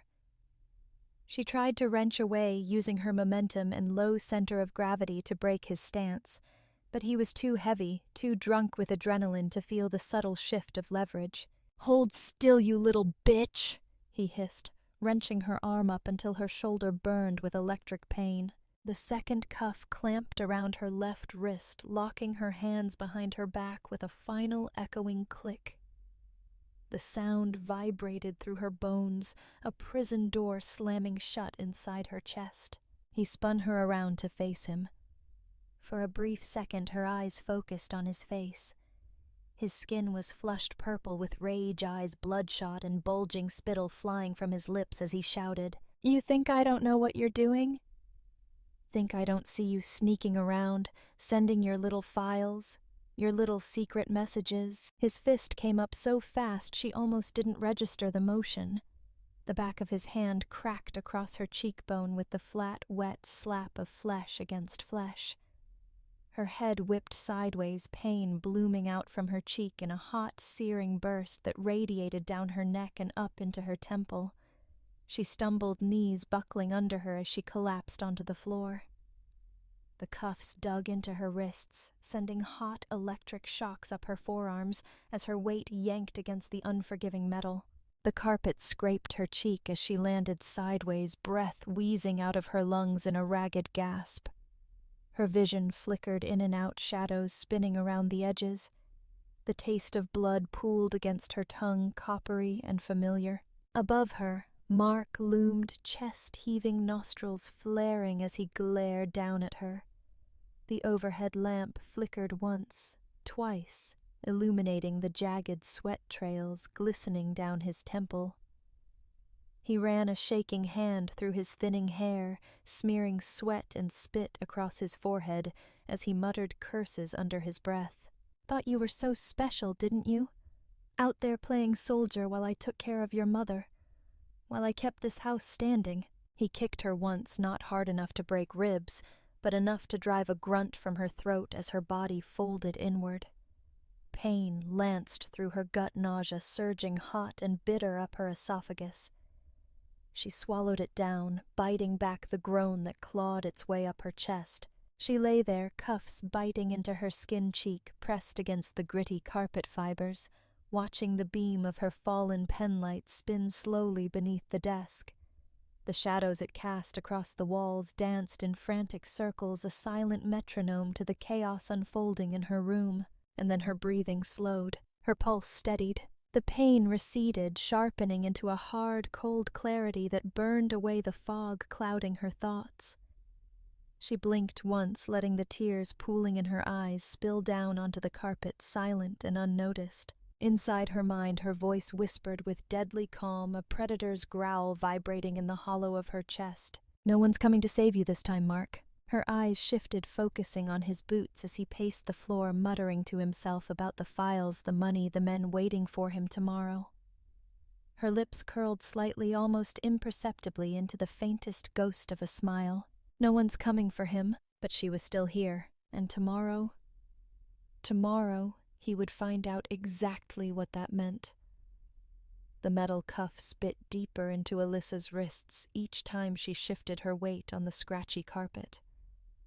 Her cheekbone throbbed with each beat of her pulse, radiating pain across her temple and down her jaw. The taste of blood thickened at the back of her throat, coppery and sharp, mixing with the sour tang of old dust rising from the floor. Mark paced the room in agitated circles. His boots thumped heavily against the warped floorboards, leaving faint vibrations that traveled up her forearms where they pressed into the ground. He ran a shaking hand through his hair, again and again, smearing sweat across his forehead as he muttered to himself. "Fucking bitch! Thinks she's smarter than me. Thinks she can fuck me over." His voice cracked, splintering under the weight of his fury and desperation. He lunged toward the desk, flipping open her laptop with such force the hinge creaked. The screen flickered to life, glowing blue in the dim room, illuminating the cords of muscle along his thick neck as he hunched over the keyboard. Alyssa blinked, forcing her vision to focus past the pain fogging her mind. Her smartwatch display glowed faintly against her wrist, partially obscured by the cuff digging into her skin. Her heart rate monitor pulsed in green digits across the cracked sapphire faceplate, 72 BPM. Calm. Focused. She flexed her wrist, rotating it just enough to bring her thumb to the small black button along the watch's outer rim. The metal cuff ground across her skin, scraping the thin tissue with a burst of fresh pain. Her lips parted in a silent hiss, but her thumb found the button and pressed down once hard. The watch vibrated against her wrist, a faint mechanical hum she felt more than heard. The screen blinked twice. A small icon appeared in the bottom corner, a glowing red triangle framed by the words, "Beacon activated." Secure channel engaged. Outside the window, the night lay silent and black. No headlights. No distant sirens. Just the soft soughing of pine boughs in the cold winter wind. Mark didn't notice. He was too busy navigating her laptop's encrypted directories, sweat dripping from his brow onto the keys as he jabbed them with his thick fingers. "Come on. Come on," he muttered, teeth bared in a snarl. The laptop beeped softly, a low, negative tone as his unauthorized access attempt failed once again. He slammed his fist against the desk, rattling the mug of cold coffee sitting beside the mousepad. "Fuck!" he roared, voice cracking at the top, feral and ragged. He grabbed the mug and flung it against the wall. Ceramic shattered into shards, spraying across the floor in an echoing burst of destruction. Coffee splattered in dark brown arcs along the peeling wallpaper. Alyssa didn't flinch. Her breathing remained slow and controlled. Her heart rate monitor ticked up by 2 beats, then settled again. 74 BPM. Steady. The laptop screen flickered, glitching for a fraction of a second. A single red diode embedded near the webcam housing blinked on. The tiny light pulsed once, twice, then began flashing in a slow, deliberate rhythm. Mark didn't see it. His attention was locked on his burner phone, clutched tight in his left hand. He thumbed the dial pad with quick, jerky motions, muttering under his breath. Yeah, I've got it. Tomorrow noon. Dock 49. You bring the money, I bring the codes. No bullshit." The voice on the other end was too faint for Alyssa to hear clearly, but she caught the harsh consonants of Slavic syllables and the clipped cadence of a man used to command. Her ears filtered the information even as her eyes remained locked on the glowing red diode. Each flash sent adrenaline surging through her bloodstream in cold, bracing bursts. "Extraction team inbound," she thought, feeling her chest expand with quiet certainty. 15 minutes. Maybe less. Mark ended the call with a sharp jab of his thumb and flung the phone onto the desk. It landed beside her laptop with a clatter screen lighting up with the dim glow of the call log. He leaned forward, placing both palms flat against the desk surface. Shoulders hunched, his massive back rising and falling with each ragged breath. Then he began to laugh. It started as a low chuckle vibrating deep in his chest, bubbling up past his lips in a thin, wheezing cackle. He pushed himself upright, scrubbing his hands down his face as he laughed harder, shoulders shaking with each shuddering breath. His laughter grew louder, echoing off the narrow walls, filling the room with its ugly, triumphant resonance. "You thought you could beat me," he gasped between hysterical gulps of air. "You really thought, you little bitch?" He turned to face her, tears of laughter streaking down his flushed, sweat-slicked face. His eyes were wide and gleaming with savage delight as he stumbled toward where she lay, cuffed on the floor. "Look at you," he spat, gesturing with one trembling hand.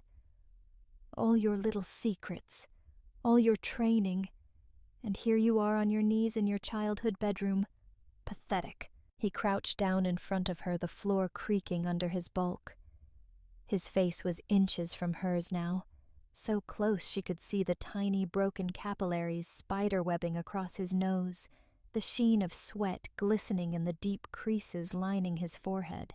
He leaned in closer, lips almost brushing her ear as he whispered, "I own you." His breath reeked of old coffee and vodka. The heat of it sent a rolling wave of nausea through her stomach, but her expression didn't change. Her eyes remained locked forward, unfocused, unblinking. She inhaled through her nose, feeling the cool sting of blood pooling in her nostrils before it dripped down onto the carpet. Inside her mind, her voice spoke with deadly calm, each word etched in iron across the walls of her chest. "No one's coming to save you this time, Mark, but no one's coming to save me either. And that's your biggest mistake." The red diode on the laptop continued to blink, slow, steady, relentless. Outside, far in the silent blackness of the winter road, the first faint glimmer of headlights appeared cresting the hill in absolute silence, engines' muted tires crunching across frost-rimmed gravel as armored SUVs converged on the sleeping house. Mark didn't notice. His laughter rose again, louder this time, unhinged and victorious as he wiped his mouth with the back of his trembling hand. And Alyssa just watched him, her pulse calm, her eyes burning with the certainty of someone who had already decided how this night would end. The world before dawn was silent, not the hush of peace, but the charged quiet of a hunting ground waiting for blood. Cold mist rolled off the pine forest, settling low around the dark asphalt like a shroud. Overhead the sky was a deep bruised indigo, the horizon just beginning to smear with faint purple light. Frost glittered across the mossy shingles of the house, clinging to gutters and window panes like the breath of winter ghosts. They came with the darkness. 2 matte black SUVs glided down the narrow road, headlights off tires crunching softly over the frozen gravel.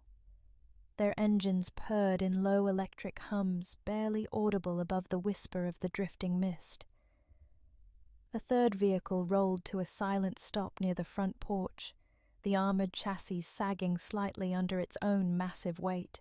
High above, a sleek black helicopter cut through the pre-dawn clouds, rotors spinning in near-complete silence. The special operations pilots had activated stealth mode 2 miles out, switching power to the adaptive blade system that masked the whump-whump of its approach into a low reverberation no louder than a distant furnace fan. The running lights were off the fuselage, blending into the starless sky as it banked hard, settling above the tree line with surgical precision. Inside the lead SUV, Captain Remy Graves checked the data feed glowing across his visor. Alyssa's beacon pulsed in steady intervals, triangulated to the southwest bedroom on the 2nd floor.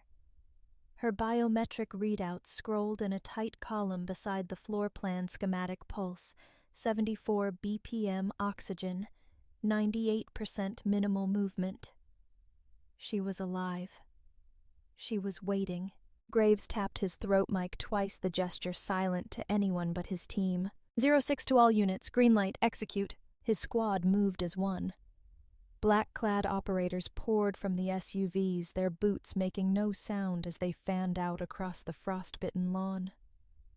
The faint hiss of their rebreather rigs exhaled puffs of warm condensation that vanished instantly into the cold. Each man and woman was encased in adaptive tactical armor, matte black plates layered over thermal stealth weave helmets down with HUD overlays tracking pulse comms and fire sectors. From the tree line, 2 snipers watched the second-floor windows, their thermal scopes glowing faint green as they swept each room, tracking for signatures larger than Alyssa's small, curled outline. They spoke only in single syllables, confirming clearance. No tangos on Overwatch, no stray civilians. The scene was locked tight. Graves gave a single hand signal, and half his squad moved to the back, stacking silently along the kitchen entry. The breacher placed his gloved palm against the old wood frame, testing for give, noting the rusted hinges, the thin deadbolt that would splinter under 5 pounds of pressure. But there was no need for force. The lockpick specialist slid in, twisting her wrist in an elegant flick. The door swung open without a squeal. They flowed inside like a dark tide, sweeping the kitchen, pantry, laundry alcove in under 3 seconds. Graves led the front team up the porch steps. The boards flexed under his weight, but he shifted his stance to distribute the pressure, evenly avoiding any creak. The entry specialist reached out, pinching the doorknob with 2 fingers. Thermal putty smeared across the latch mechanism melted soundlessly under microcurrents of voltage from his glove. The lock disengaged with a dull click. The team slipped into the living room. Inside, the house smelled of mildew, stale coffee, and burnt garlic bread from days old. Dirty plates with congealed sauce sat stacked in the sink, flies dormant against the frosted window above it. A half-empty whiskey bottle lay sideways on the carpet near the recliner. The muted glow of a digital clock read 05:02. Upstairs, Mark snored loudly in the master bedroom, each ragged breath rattling through his chest and out past cracked lips. His massive bulk sprawled across the sunken mattress, one pale leg dangling over the side toenails, yellow and curling. A thin sheen of sweat coated his forehead, glistening in the dark like oil on standing water. He dreamed of triumph, of Alyssa kneeling before him, eyes lowered, wrists bound, of men with thick Slavic accents counting stacks of cash into his outstretched hands, of power, of fear. He never heard them coming. The breacher entered first, rolling silent across the floor and sweeping his HK-416 rifle across the room. Thermal confirmed target. No secondary threats. Graves followed his presence, heavy with unspoken command. 2 operators moved to the far side of the bed, flanking Mark's sleeping form. The third held up a small cylindrical device, thumb depressing the activation switch. A quiet snap, and the room filled with thin infrared beams mapping every corner for hidden transmitters or traps. All clear. Graves lowered his rifle, slinging it across his chest as he pulled a pair of reinforced flex cuffs from his belt. He nodded once. The breacher stepped forward. Mark woke to a fist slamming into his sternum, compressing his diaphragm and driving the air from his lungs in a choking, guttural wheeze. His eyes flew open, bloodshot and unfocused mouth gaping like a dying fish as he tried to suck in air past the crushing pain in his chest. Before he could scream, the breacher's knee drove into his ribs, rolling him onto his stomach with a wet grunt.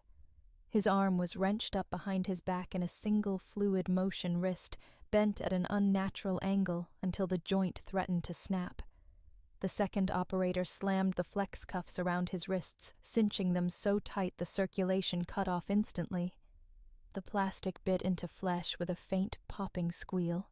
Mark's scream finally burst out of his throat, high, wheezing, full of panicked animal terror.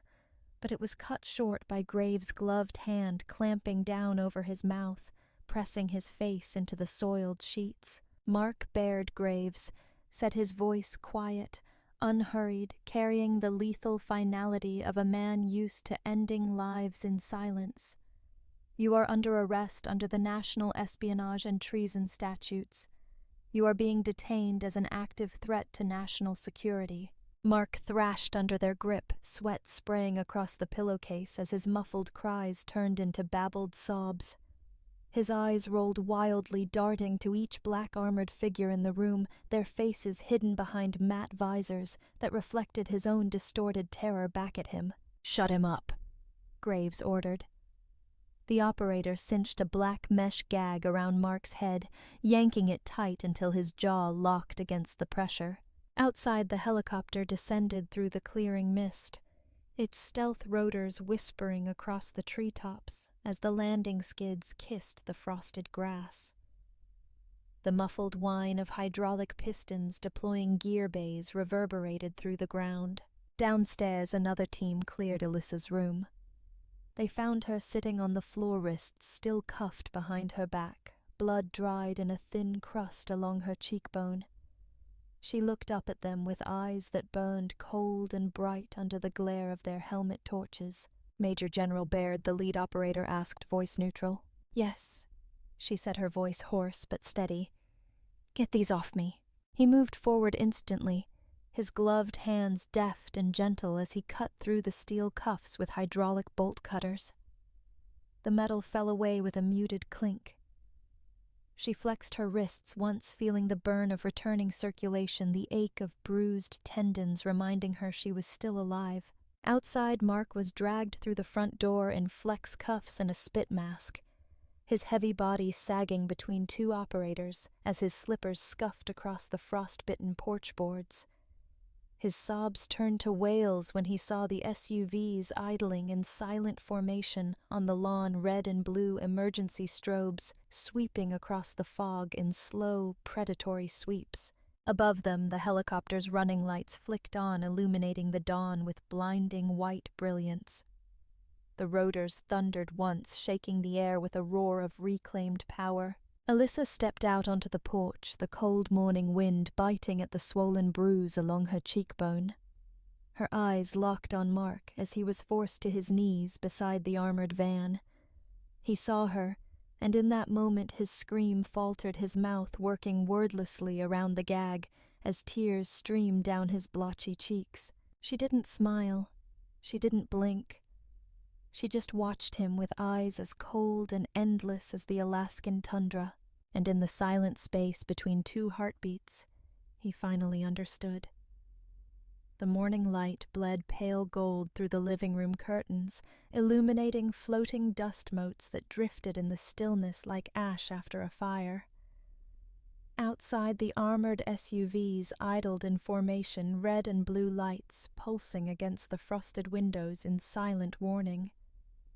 The low hum of helicopter rotors vibrated through the walls, shaking picture frames that held memories of birthdays and anniversaries Alyssa was never invited to celebrate. Clara stood frozen in the archway between the kitchen and the living room, one trembling hand pressed to her mouth. Her eyes were wide and glassy with shock, red-rimmed from the tears streaming down her lined cheeks. She wore a faded pink bathrobe, slippers askew on her feet, hair falling loose around her shoulders in gray tangles. Her gaze flicked back and forth between the two figures in the center of the room. Alyssa sat on the floor with her wrists cuffed behind her back, hair falling forward to veil her face in a dark curtain. Dried blood cracked along her cheekbone where Mark's ring had split the skin hours before. Her breathing was slow and even, her chest rising and falling in quiet defiance. Mark knelt 5 feet away, restrained by two operators in matte black tactical armor. The spit mask covered his mouth and nose, his sobs muffled into guttural gasps that shuddered through his chest. Tears streamed down his face, snot mixing with saliva as he moaned into the mesh fabric. His eyes were red and swollen with terror, darting around the room in frantic jerks, as if searching for an exit only he could see. Clara's gaze returned to Alyssa. Her lips parted. Her voice emerged in a broken whisper. "Alyssa, what is this? What have you done?" The words trembled in the air, full of confusion and fear. Alyssa lifted her head. Her eyes were cold and clear irises steeled into a storm-grey glare that cut through the dim room like a blade. For a long moment, she just stared at her mother. The operators moved around them in disciplined silence, checking corners, sweeping for electronic surveillance devices securing entry points. Finally, Alyssa spoke. Her voice was hoarse from dehydration and bruising, but it carried through the room with a quiet, unbreakable gravity. "Look at him, Mom!" Clara's gaze flicked to Mark. He was trying to speak past the gag-strangled syllables spilling from his throat in wet, incoherent babble. His eyes were wide with pleading, the whites bloodshot and veined with broken capillaries. He tried to rise to his knees, but the operators pressed him back down, boots braced against the worn carpet as they locked his wrists tighter behind his back. "He's your husband," Clara whispered, her voice breaking on the word. He wouldn't. Alyssa's lips curled into something that wasn't quite a smile. Her eyes glittered with bitter light. "He would," she said softly. "He did." One of the operators stepped forward, crouching beside Alyssa. His voice emerged muffled through his ballistic half-mask. "Major General, we need to remove you from the premises now. Extraction is waiting." Clara flinched at the words, staring at the soldier as if seeing him for the first time. Her gaze jerked back to Alyssa, taking in the tactical undershirt under her torn hoodie, the military-issue pants, the bruises darkening along her wrists. "Major General," she echoed, the title foreign and heavy on her tongue. Alyssa didn't look at the operator. Her eyes stayed locked on Clara as the soldier's gloved hands worked quickly and efficiently, slicing through the steel cuffs with hydraulic bolt cutters. The metal fell away from her wrists in 2 quick clinks, hitting the floor with finality. She flexed her hands once, feeling the blood surge back into her fingers in hot, stinging waves. Mark wailed through his gag, his knees buckling as he tried to throw himself forward. The operators jerked him back with unbreakable force, slamming him down onto his stomach. He sobbed into the carpet, his shoulders heaving with each ragged inhalation. Clara pressed her shaking hands to her mouth, tears coursing down her cheeks. She looked so small standing there in her robe and slippers, her hair falling forward to shadow her lined face. Her eyes flicked from Mark's collapsed form to Alyssa's silent, kneeling figure. I don't understand," she whispered, voice dissolving into sobs. I don't understand what's happening." Alyssa's shoulders rose and fell with a quiet, measured breath. She felt the ache in her muscles, the burn of split skin along her cheekbone, the deep vibrating throb in her ribs where he had kicked her. Pain grounded her. Pain reminded her she was still alive, still standing, still herself. She rose to her feet in a single smooth motion, boots silent against the carpet. The operator beside her stepped back, bowing his head slightly in deference. She ignored him, her gaze fixed on Clara. She took one step forward, then another. Finally, she stood before her mother, close enough to see the tremble in her lower lip, the stark terror swimming behind her tear-glazed eyes. Alyssa reached out her fingers, hovering in the space between them for a fraction of a second, before she brushed the back of her knuckles against Clara's cheek. The gesture was light, almost tender, but her eyes remained cold and steady. Her voice was low, vibrating with an iron finality that left no room for comfort. "I'm not his toy anymore, Mom," she whispered. "I never was." Clara's sobs broke free from her chest in a wave of wrenching sound. Her knees buckled and she collapsed onto the couch behind her, hands shaking as they clutched the faded fabric of her robe.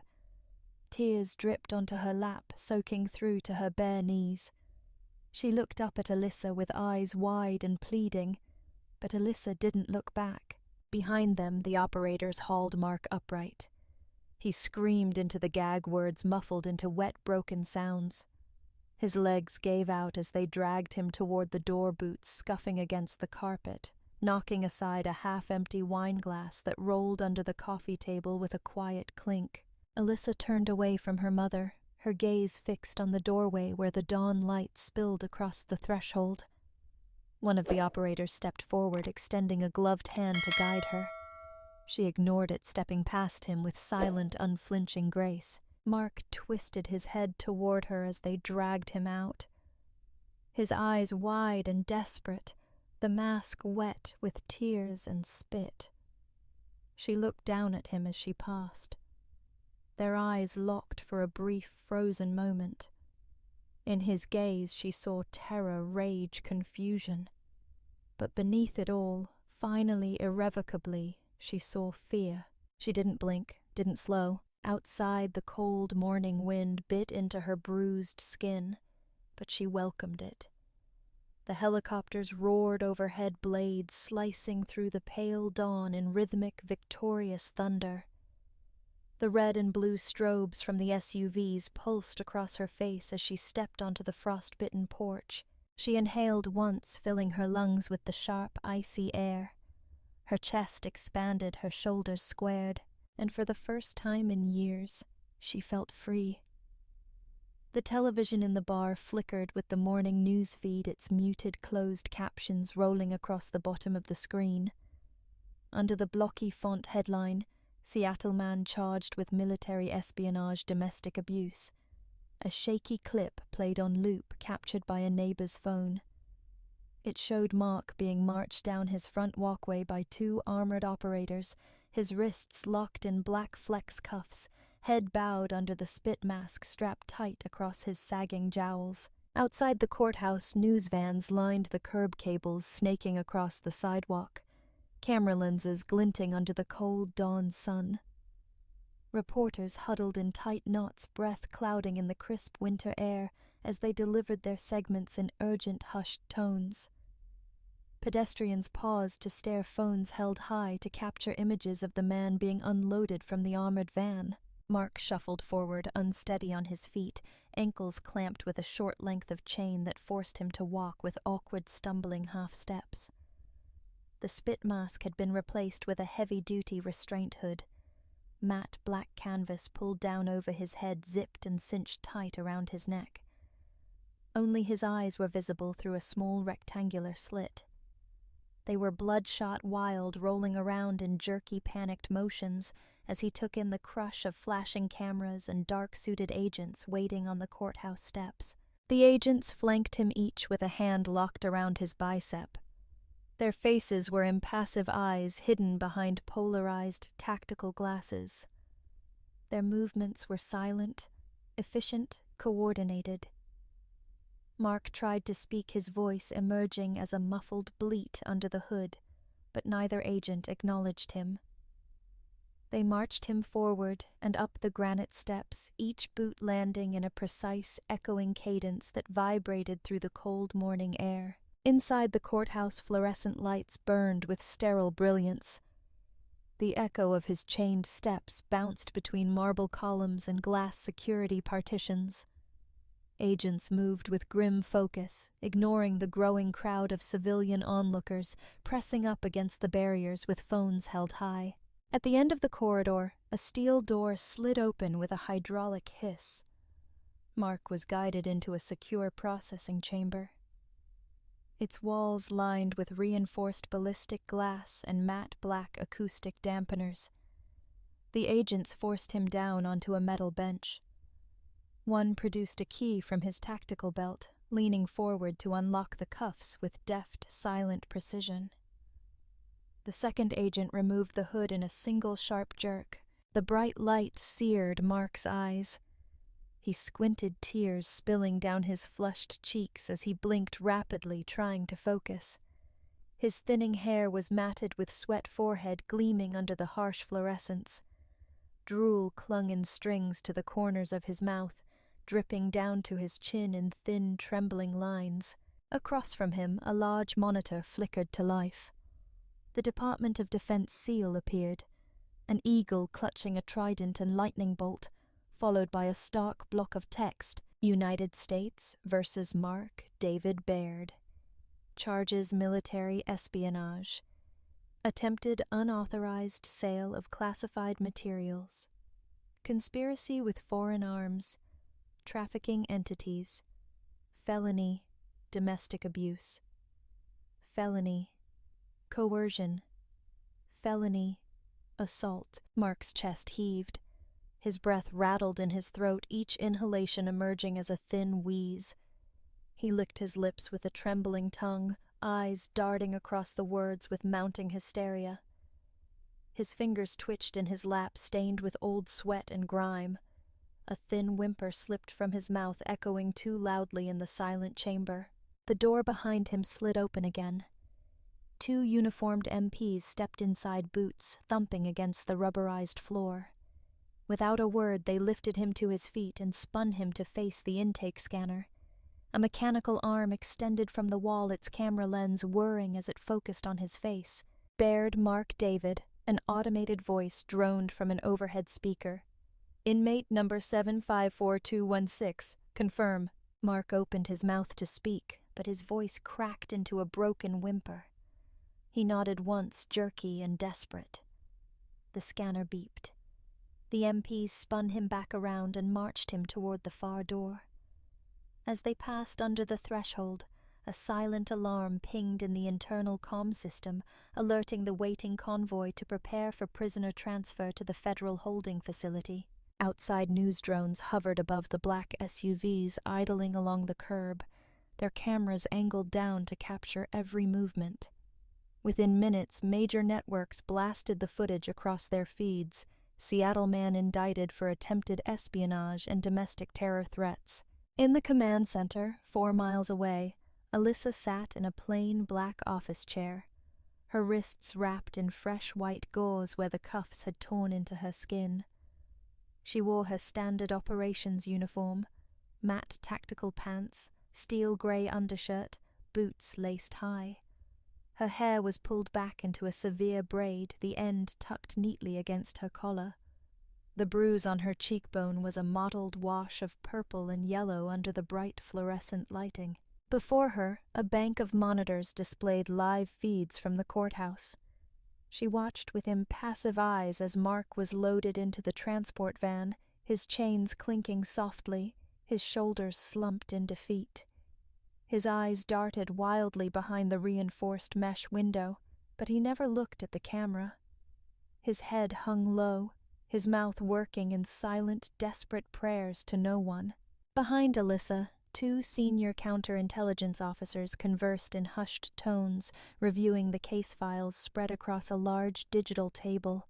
Classified stamps glowed along the headers: Tier 1 Espionage Intercept, Active Extraction, Operation Whiteout. One of the officers paused, glancing at Alyssa's silent figure. He studied the lines of tension along her shoulders, the way her fingers curled into her palms, despite her relaxed posture. He opened his mouth to speak, but she didn't turn, didn't acknowledge him.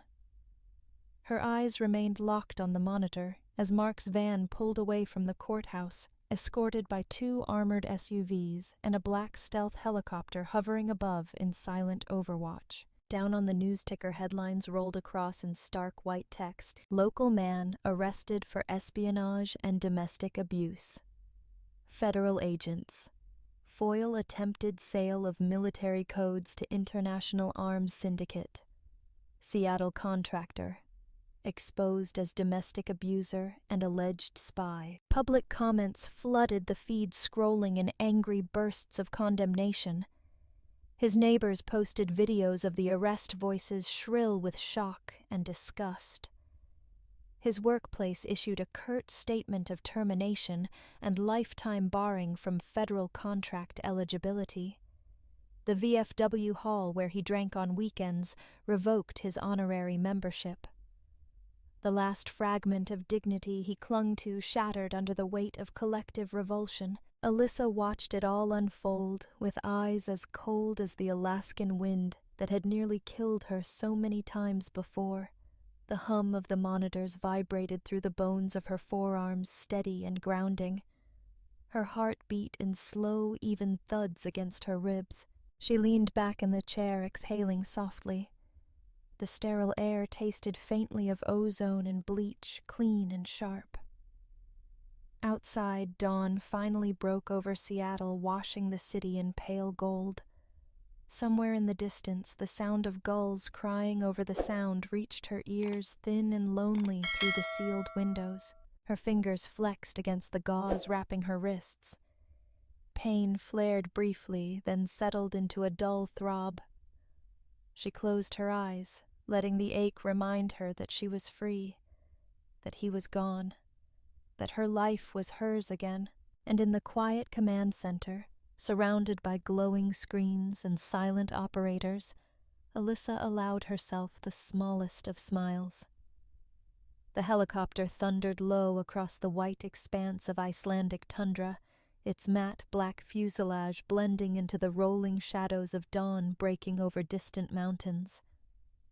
Frost rimed the armored windows, feathering across the edges in intricate crystalline webs.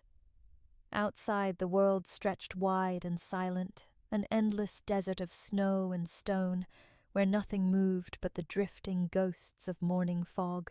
Inside, Alyssa sat strapped into a narrow jump seat along the port side. Her helmet rested in her lap, her fingers curled around the chin-strap thumb, rubbing slowly along the edge of hardened carbon polymer. The muted roar of the rotors vibrated through her spine, humming against the plate carrier cinched tight across her chest.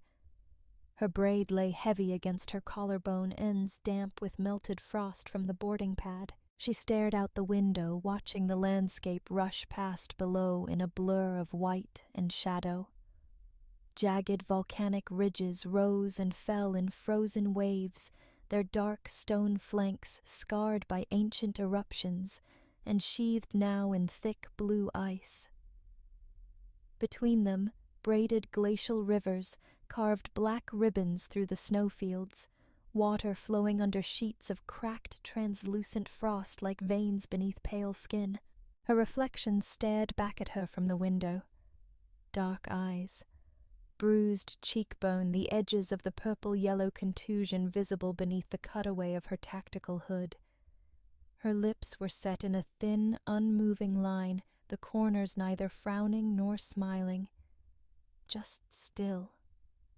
Just quiet. She blinked once, slow feeling the pull of sleep drag at the edges of her mind. But she refused it. Sleep meant vulnerability. Sleep meant shadows she wasn't ready to see yet. Instead, she focused on her breath, expanding her chest against the compression straps, with each inhale feeling the sting of half-healed bruises along her ribs. Across the cabin, 2 operators sat in silent watch rifles slung muzzle down between their knees. Their helmets were down visors polarized black against the bright white glare streaming through the windows. One gave her a small nod of acknowledgement. She didn't nod back, but her eyes flickered in quiet receipt. The helicopter banked left, rotors biting into the frigid air with a deep, vibrating growl. Outside, a glacier unfurled across the horizon. A sprawling kingdom of ice, fractured and jagged, crevassed in places so deeply that shadow swallowed entire ridgelines. The rising sun caught along its shattered surface, refracting into a million shards of pale gold and electric blue.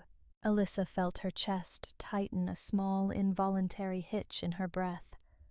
Her thumb paused along the chin strap.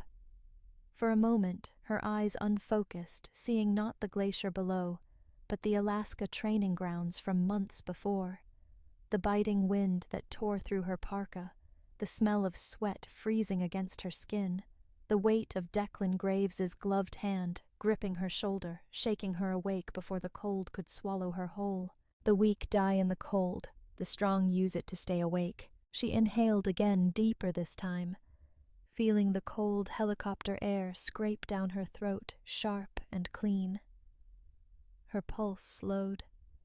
Her shoulders relaxed against the seat harness. The tension coiled in her chest, easing out in quiet, controlled waves. Above the rhythmic thunder of the rotors, her voice emerged, low, calm, unbreakable. A vibration in her ribs more than sound on her lips. Family isn't where you're born. The landscape rolled by beneath her. jagged peaks softened into wide frozen plains where reindeer tracks meandered across the snow-thin, dark lines of life etched into the blank page of winter. In the far distance, plumes of steam rose from geothermal vents curling skyward like ghost signals to gods that no longer listened. She shifted her grip on the helmet, letting her thumb trace the embossed unit insignia stamped along the edge. A falcon diving through a broken ring of ice. Her insignia, her team, her mission, hers. The operator across from her adjusted his sling steel buckles clinking softly against the side of his rifle. His head tilted slightly visor reflecting her face. Through the polarized mirror she saw only herself, her eyes dark and quiet, the bruises stark but healing. Her lips parted as her voice whispered again, this time into the cold cabin air, swallowed instantly by the roar of rotors but still vibrating in her bones. Family is where you're allowed to be who you really are. The helicopter pitched slightly as it crossed into the shadow of a massive ridge, rotors echoing against sheer cliffs lined with basalt columns and black volcanic glass dusted in drifting snow. Beyond the ridge lay the hidden valley where her new training base spread out. 5 matte black hangars partially buried under snowdrifts, perimeter lights glowing faintly in the dawn. The landing pad blazed with infrared beacons invisible to the naked eye, but burning bright in the pilot's HUD overlays. Alyssa exhaled the sound slow and deliberate. Her chest deflated against the harness. She let her eyes close for a single moment, just long enough to lock the feeling of this breath, this moment into memory. Cold air, distant glaciers, the thunder of rotors vibrating against her ribs, freedom quiet and brutal and absolute. The operator beside the door tapped his earpiece twice. The pilot's voice buzzed over the internal comm. Final approach. Base secure. We are home. Home. The word reverberated through her chest, strange and heavy. She opened her eyes, fixing her gaze on the open door as the ramp lowered the scent of snow and jet fuel sweeping into the cabin in a single icy gust.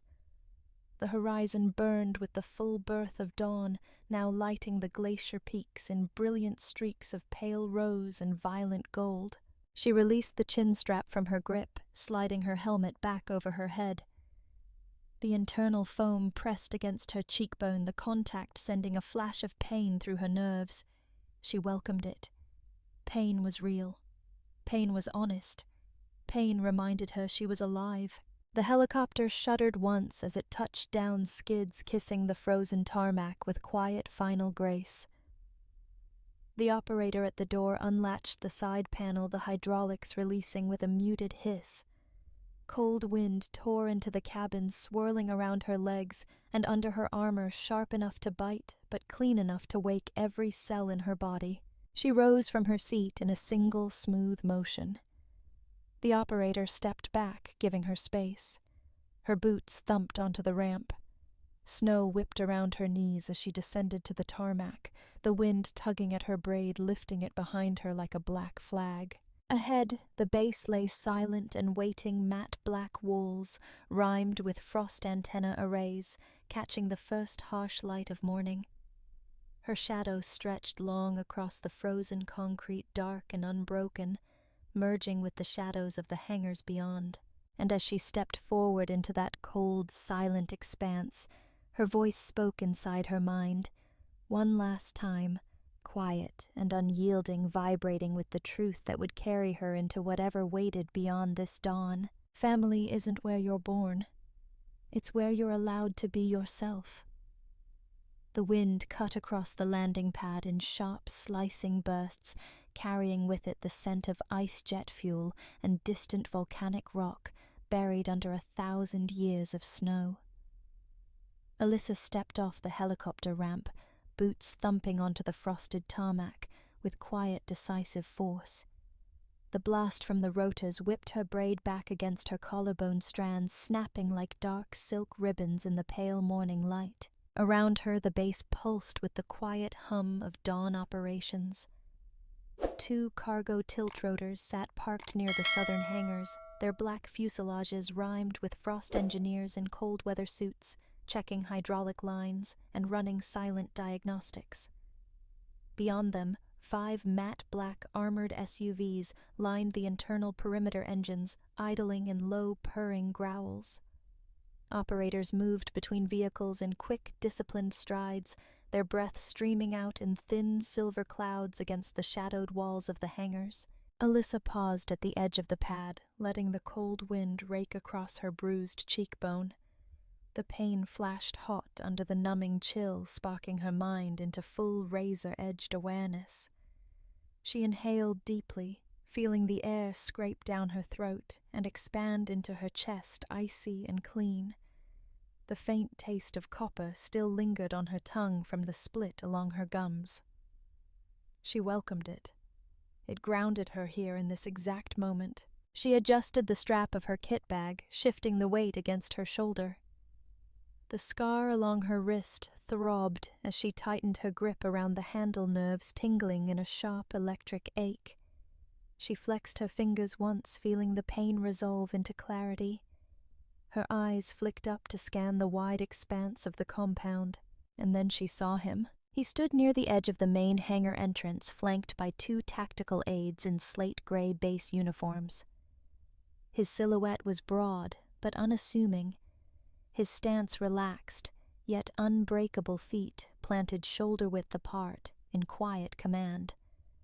Frost clung to the edges of his short-cropped black hair, glinting under the faint sun breaking across the horizon.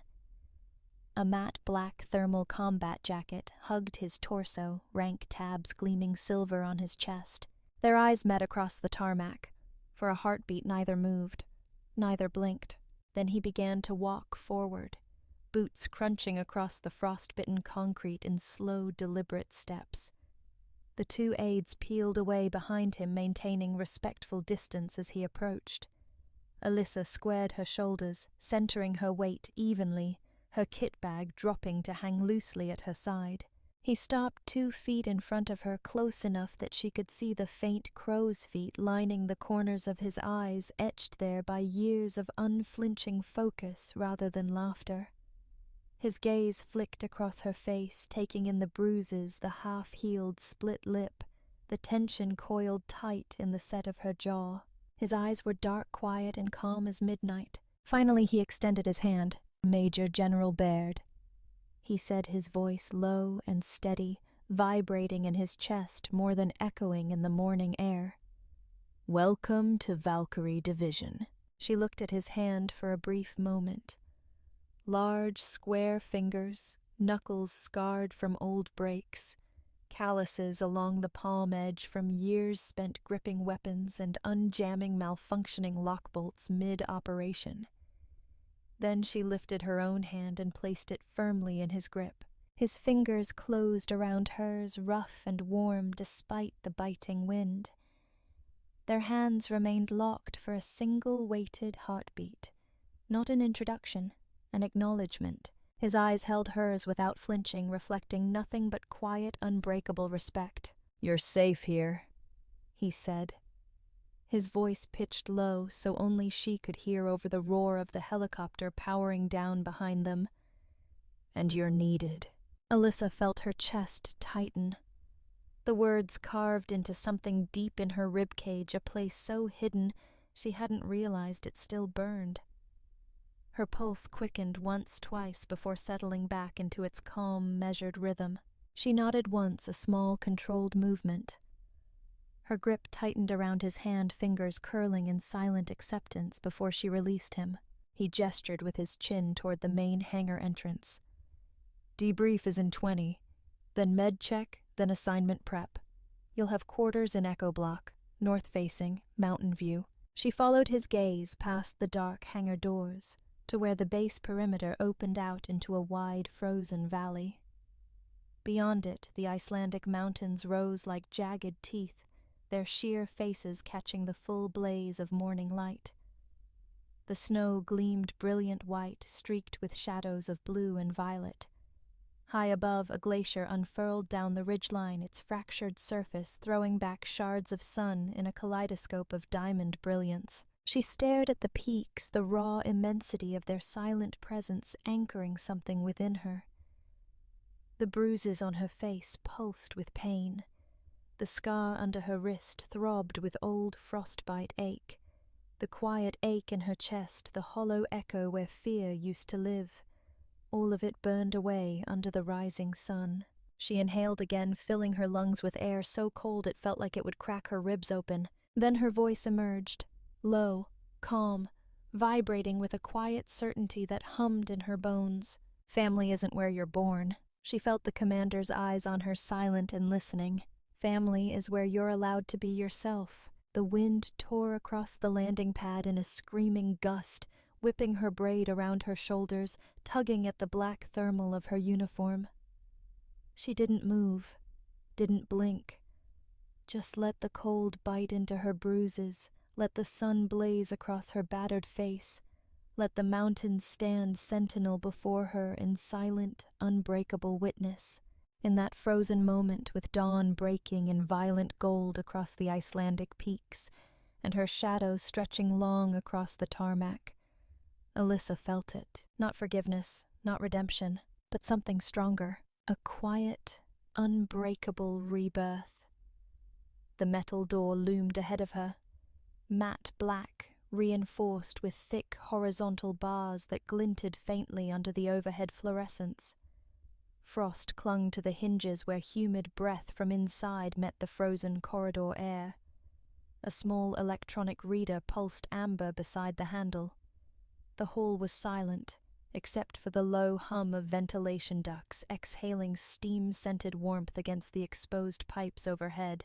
Alyssa paused before it boots planted square on the cold concrete. Her reflection stared back at her from the brushed steel panel distorted along its edges. Dark eyes, bruised cheekbone tactical braid pulled tight against the base of her skull. Her uniform fit her perfectly, hugging her lean frame with the silent precision of fabric molded by motion and necessity. She flexed her fingers once, feeling the gauze stretch around her wrists where the cuffs had torn into her skin. Pain throbbed there, muted now, a distant echo rather than a scream. She welcomed it, feeling the ache ground her deeper into the quiet clarity of the present. A distant vibration traveled up through the soles of her boots, the rumble of tilt-rotor engines powering up somewhere in the hangars beyond. The sound hummed through the walls, a low, throbbing promise of momentum, of departure, of war and mission, and all the truths waiting beyond this steel door. She reached out her hand. Her gloved fingers hovered above the keypad for a brief heartbeat. Then, with a single decisive motion, she pressed her thumb to the biometric scanner. A quiet beep echoed down the silent hall. The amber light flickered green. Locks disengaged inside the door with muted hydraulic hisses, bolts sliding back into reinforced slots. The door swung inward. She stepped inside. The training room was vast and cold-floored with industrial-grade composite panels scuffed by thousands of boots before her. Black polymer mannequins lined the far walls, molded into enemy silhouettes, with target zones painted in fading white across their torsos and skulls. Overhead, harsh fluorescent strips burned with a clinical glow, illuminating the matte black racks of rifles and tactical gear bolted to reinforced frames around the room's perimeter. A wide mirror ran along the south wall. As she stepped forward, her reflection marched beside her, fractured into pale, shattered shards each time she passed a structural column. Her boots thudded in slow, steady cadence, each footfall echoing off the cavernous walls in rhythmic thunder. With every step, the bruises on her cheekbone ached, a quiet reminder of pain survived rather than pain inflicted. Behind her, the heavy steel door swung closed, its thick rubber seals compressed against the frame with a deep, vibrating thud. The echo rolled through the room like distant artillery reverberating against the concrete floor and up her spine. The door's lock engaged with a sharp, mechanical snap. The sound rang out into the hush, final and unbreakable. The silence that followed pulsed with quiet tension, charged with the power of everything that had come before, and everything waiting beyond this moment. She stood in the center of the training floor kit bag slung against her hip, fingers curling around the reinforced grab handle. Her eyes flicked up to the overhead catwalk where two instructors watched her arrival heads, bent over handheld tablets glowing blue in the sterile light. Neither spoke, neither gestured, but she felt their gaze take in every detail, the slow roll of her shoulders as she loosened tension from her neck, the measured exhale that steadied her diaphragm, the small tilt of her chin that aligned her spine into silent readiness. A low note pulsed from hidden speakers overhead, a sub-bass thrum that vibrated against her chest plate. The sound built slowly, merging with the quiet hum of the HVAC and the distant roar of helicopter engines spinning up outside. It rose into a steady, reverberating drone that wrapped around her ribcage, shaking her down to bone and memory. Thud, thud, thud. The bass line layered in next, a heavy, rolling beat like the thrum of rotors slicing through an Arctic sky. It merged with her pulse, syncing with the quiet hammer of her heartbeat until the two were indistinguishable. Her eyes lifted to the far wall where the mirror fractured her reflection into dozens of silent soldiers standing shoulder to shoulder in unbreakable formation. Dark eyes, bruised cheekbone, steady, unblinking resolve. The music surged. A wash of layered synths rose from the depths of the bass, shimmering out into the fluorescent shadows like northern lights breaking across a midnight sky. For a brief moment she felt Alaska in her bones again. The searing wind, the savage ice, Declan Graves' voice rasping against her ear. The weak die in the cold, the strong use it to stay awake. She inhaled chest expanding under her matte black uniform.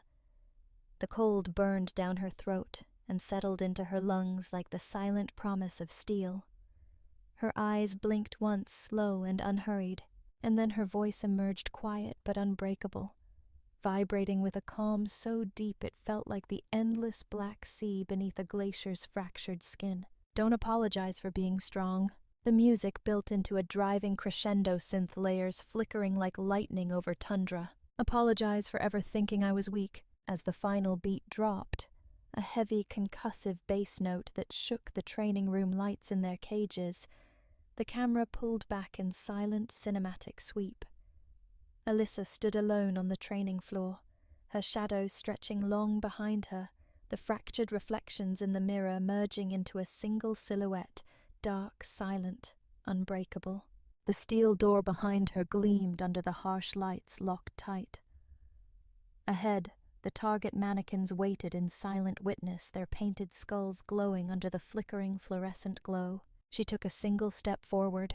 Fade to black. The echo of her boots continued into the silence. Beat, beat, beat. Then the screen flickered with white static before resolving into a clean, minimalist logo against the black void. Your storytelling channel emblem pulsing once in quiet finality before the screen faded to silent black.